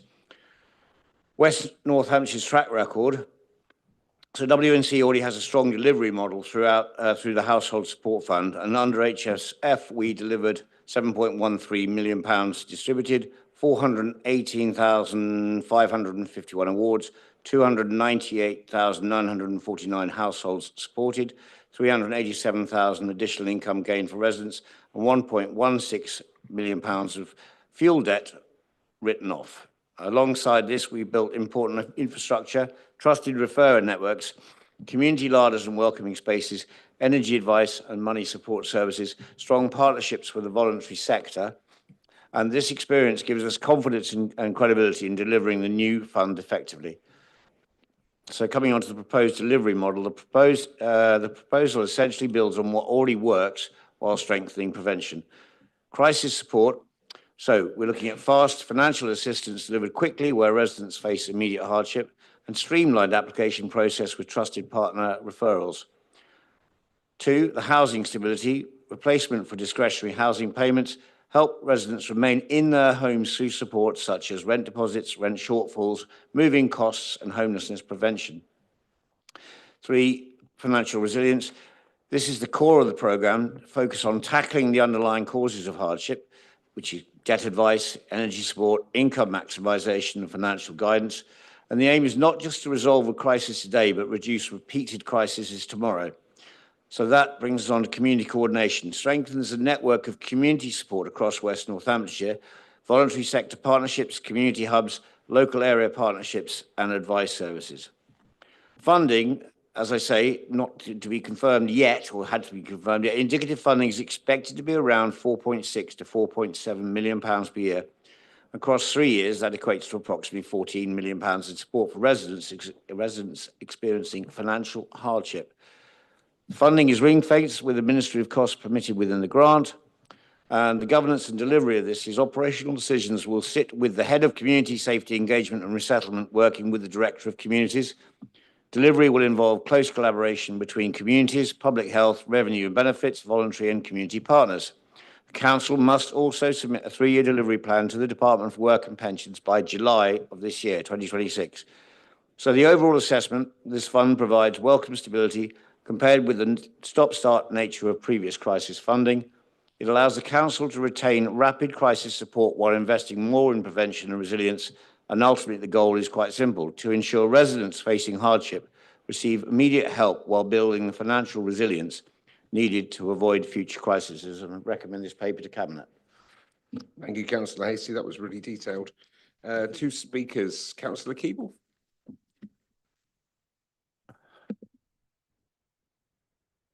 Thank you very much. This is a really important paper, and it's a really important programme. It's one which is easy to deliver in some ways because it's very easy to spend money on these issues. However, it's incredibly difficult to deliver well. And my concern about this approach here is that I'm sure the money will get spent, and I'm sure that some of it will be very effectively done because we have some very good agencies who have dealt with debt advice and money advice and housing advice and such like. However, some of the elements that are needed to deliver a programme like this aren't in place. Now, that's partly because of past funding patterns. As has been said, this is a 3-year programme. One of the reasons, and I hate to give you a party political speech at this hour of night, but I'm going to do it anyways, is because it's a Labour government that understands that it's about hand-ups, not handouts, and that if you're going to transform people's lives, you do it over time, and you have to do it in a targeted way through structures that will make a difference, not just give people money in the short term that will make them feel good, but actually won't resolve the problem. And one of the some of the issues here, some of the structures are fine, but when you come to actually targeting and making sure that you're providing support for the right people, you haven't got some of the infrastructure in place. As I said previously, it's about the family hubs. If you haven't got those working in the right place, then it's really difficult to have the reach into the community that you need to provide the sustained support that's needed. If you look, for example, at the sort of transformation that happened with the Sure Start centres, that's what actually made the difference. Now, and if you look at the work that's going through family larders, food larders, they're great things, community larders rather. You've got them currently in Moulton, Brixworth, Toaster Road, Daventry, Wolford House and Brackley. I think there's one which is in the Hope Centre, which is obviously very specialised because that's a particular centre. And I think there's one also in Western Favel. But that's a whole different ballgame from providing sort of food resilience for people who have lived in a level of food insecurity for a period of time, and where there's some sustained support needed to get them out of those pressures. So, and I see on page 524 of this, you've also got references to the need for early intervention. You've also, of course, got the welcoming spaces, and I'm not actually sure where they are. I mean, I see you've got a list of some of them, but they don't look like they're in some of the places where the most acute needs are. Now, all the data about need in Northampton is all there in West Northants. ONS has got it all, so there's no need to reinvent the wheel. And what's really important is that in delivering this really important programme is that the support goes in to those areas where it's going to really make a transformational difference, so that at the end of 3 years, you haven't just spent the money, which I'm sure you will have done, but that it will have been well spent, and it will have made sure that those people are lifted permanently out of their difficulties, or as far as possible, and that they're given the tools to enable them to manage better moving forward. So I do hope that that will happen. I know my colleague Keith is going to make some remarks also about member involvement in that, but that is a serious sort of contribution to thinking through this very difficult problem of how you support people who have been living for quite some years under pressure, and where you're not just trying to give them little bits of money, you're trying to give them the tools for self-reliance. Thank you. Thank you, Councillor Keeble. I got Councillor Aldridge first, but you're passing. Thank you. Councillor Holland-Delamere. So I previously was part of the cross-party anti-poverty working group. on the last council, and our experiences in real time of basically picking up on issues on the ground, where we were seeing gaps, where we were seeing problems, was quite crucial in shaping what you see before you now. It's welcome that the oversight board is being recreated, because I think having an overview from how it links into various other policies is very important. Public health, adult social care, children poverty, etc., parenting. So I would urge basically that we do constitute again the working group, a cross-party working group, to sit under that board to just advise the experiences of councillors on the ground and some of the casework that comes through, because one of the experiences that we had with the old Housing Support Fund was, yes, there was a lot of chop and changing. There was different schemes, 3, 4, and when did it start? And we're not sure. I mean, it's welcome that this is a 3-year plan, and we know we've got consistent strategy instead of the stop-start. But those learned experiences from the ground were crucial in order of proper oversight, but also where we were encountering things like fraud and all that type of stuff, highlighting issues where we could say to people, this is what we're seeing on the ground, this is what we're hearing from our communities in terms of the failure to target properly, and sometimes shooting and missing. There's so many risks in this, from not targeting the right people, but also abuse of the system as well. So we do need to make sure that the members' feedback is crucial to that, and not just the and also the voluntary community sector, because on the board you get a couple, but actually on the actual working group there was a broader number of partners than on the oversight board, because sometimes the voluntary community sector, there can be particular preferred partners, whereas with the working group there was a bit more broader, where actually this is where the gaps are, and this is not working, this needs to be slightly improved. Okay, thank you. Thank you, Councillor Delamere. Any members wish to contribute? Councillor Coos, thank you. Thank you, Chair. I'm really pleased to support this paper. The Household Support Fund has helped us respond at pace when families fell into crisis, with more than 418,000 awards reaching nearly 299,000 households, a remarkable achievement and a testament to the collaborative work of our public health and communities teams.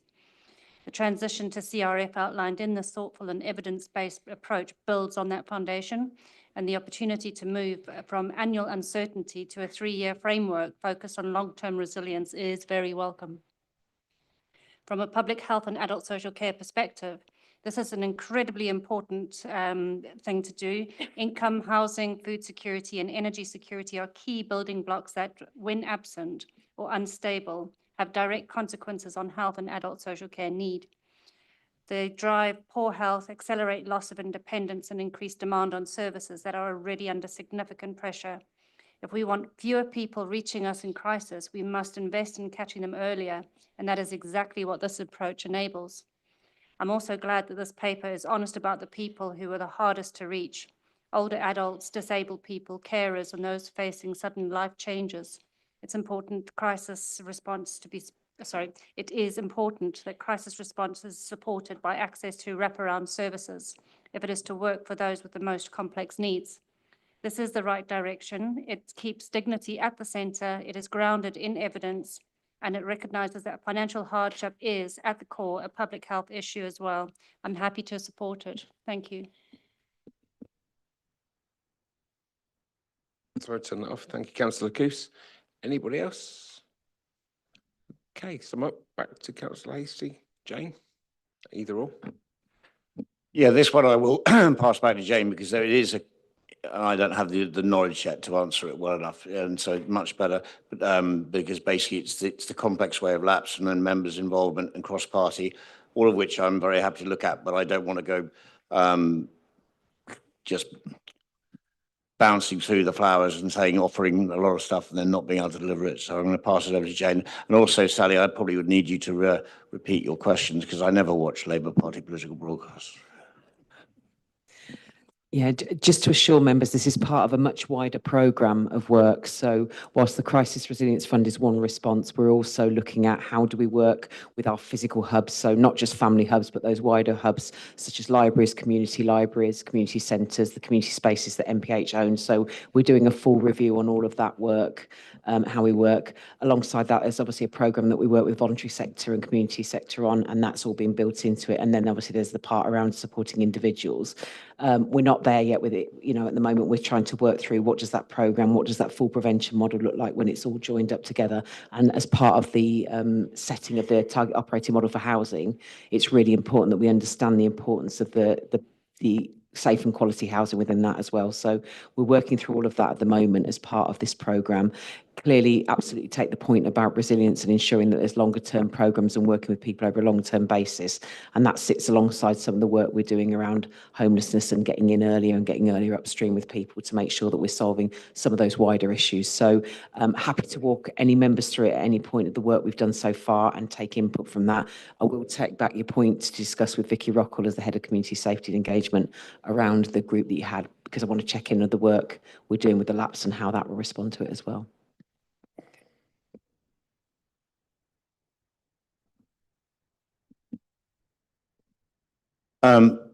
Absolutely, and we'll come back on the actual cross-party involvement. I think once again, I'm going to overcommitting myself. As always, I've said before, collaboration and experience across parties is of course of use to all of us, officers, residents, and reform councillors and other councillors. So I'm happy to have that discussion. Thank you, Chair. Thanks, Councillor Lacey. Thanks to everyone for their input on that. Do we have a proposer from the floor? Councillor Last, seconded Councillor Manning, and a vote, please, with a show of hands. Good, thank you. And the final report tonight is the Income Management System Shared Services Contract, and Councillor Last. So introduce the report. Thank you. Thank you, Chair. Certainly last. Last by name, last by nature, I suppose. Okay, so I'm pleased to bring forward a paper to Cabinet for the procurement of a new income or a continuation of a contract for an income management system under the shared services contract. The purpose is to approve procurement of a new shared income management system, or IMS for short, for the partnership of West Northamptonshire Council, which is the lead authority, North Northamptonshire Council, Milton Keynes City Council, and Cambridgeshire County Council. Why the contract is required? Essentially, the current contract expires 31st of July 2026 this year and cannot be extended further under the current procurement framework. Failure to procure would risk operational disruption, non-compliance, and financial loss and reporting issues. For those people who don't know what an income management system is, it's basically the mechanism as to how we as a council can take card payments in general. So the procurement approach recommended route is the CCS G Cloud 14 framework, tried and tested procurement framework, compliant, low risk and timely. And the contract term will be 3 years plus 1 year extension. Cost and allocation across the shared partners, indicative cost approximately £500,000 a year, 2.02 million over the 4-year period. The cost split, West Northamptonshire Council 30.2%, North Northamptonshire Council 32.4%, Milton Keynes City Council 28.6%, and Cambridgeshire County Council 8.8%. The paper doesn't actually calculate the estimated merchant fees. The merchant fees are the fees that's charged by the banks to enact a transaction, but we estimate that to be £1.6 million a year and are separate and funded by each council. Recommendations. 1, approve procurement of the new IMS via the CCSG Cloud Framework. 2, delegate authority to the Section 151 officer to award the contract. And 3, note that all partner authorities must provide formal approval before the procurement can begin. Thank you, Chair. Thank you, Councillor Last. 2 speakers, Councillor Lister, declined. Councillor Holland-Delamere, declined. Any members from the floor?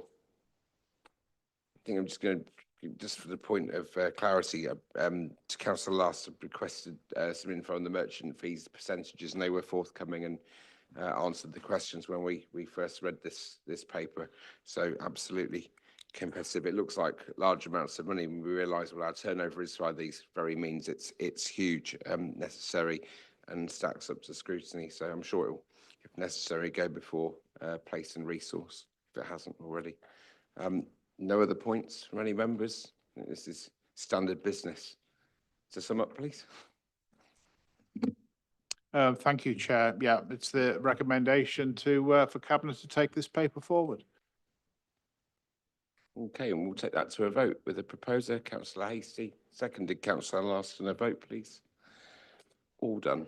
Thank you. There is no urgent business or anything else to conclude on tonight's agenda. Time is 21:57. The meeting comes to an end. Thank you, everyone.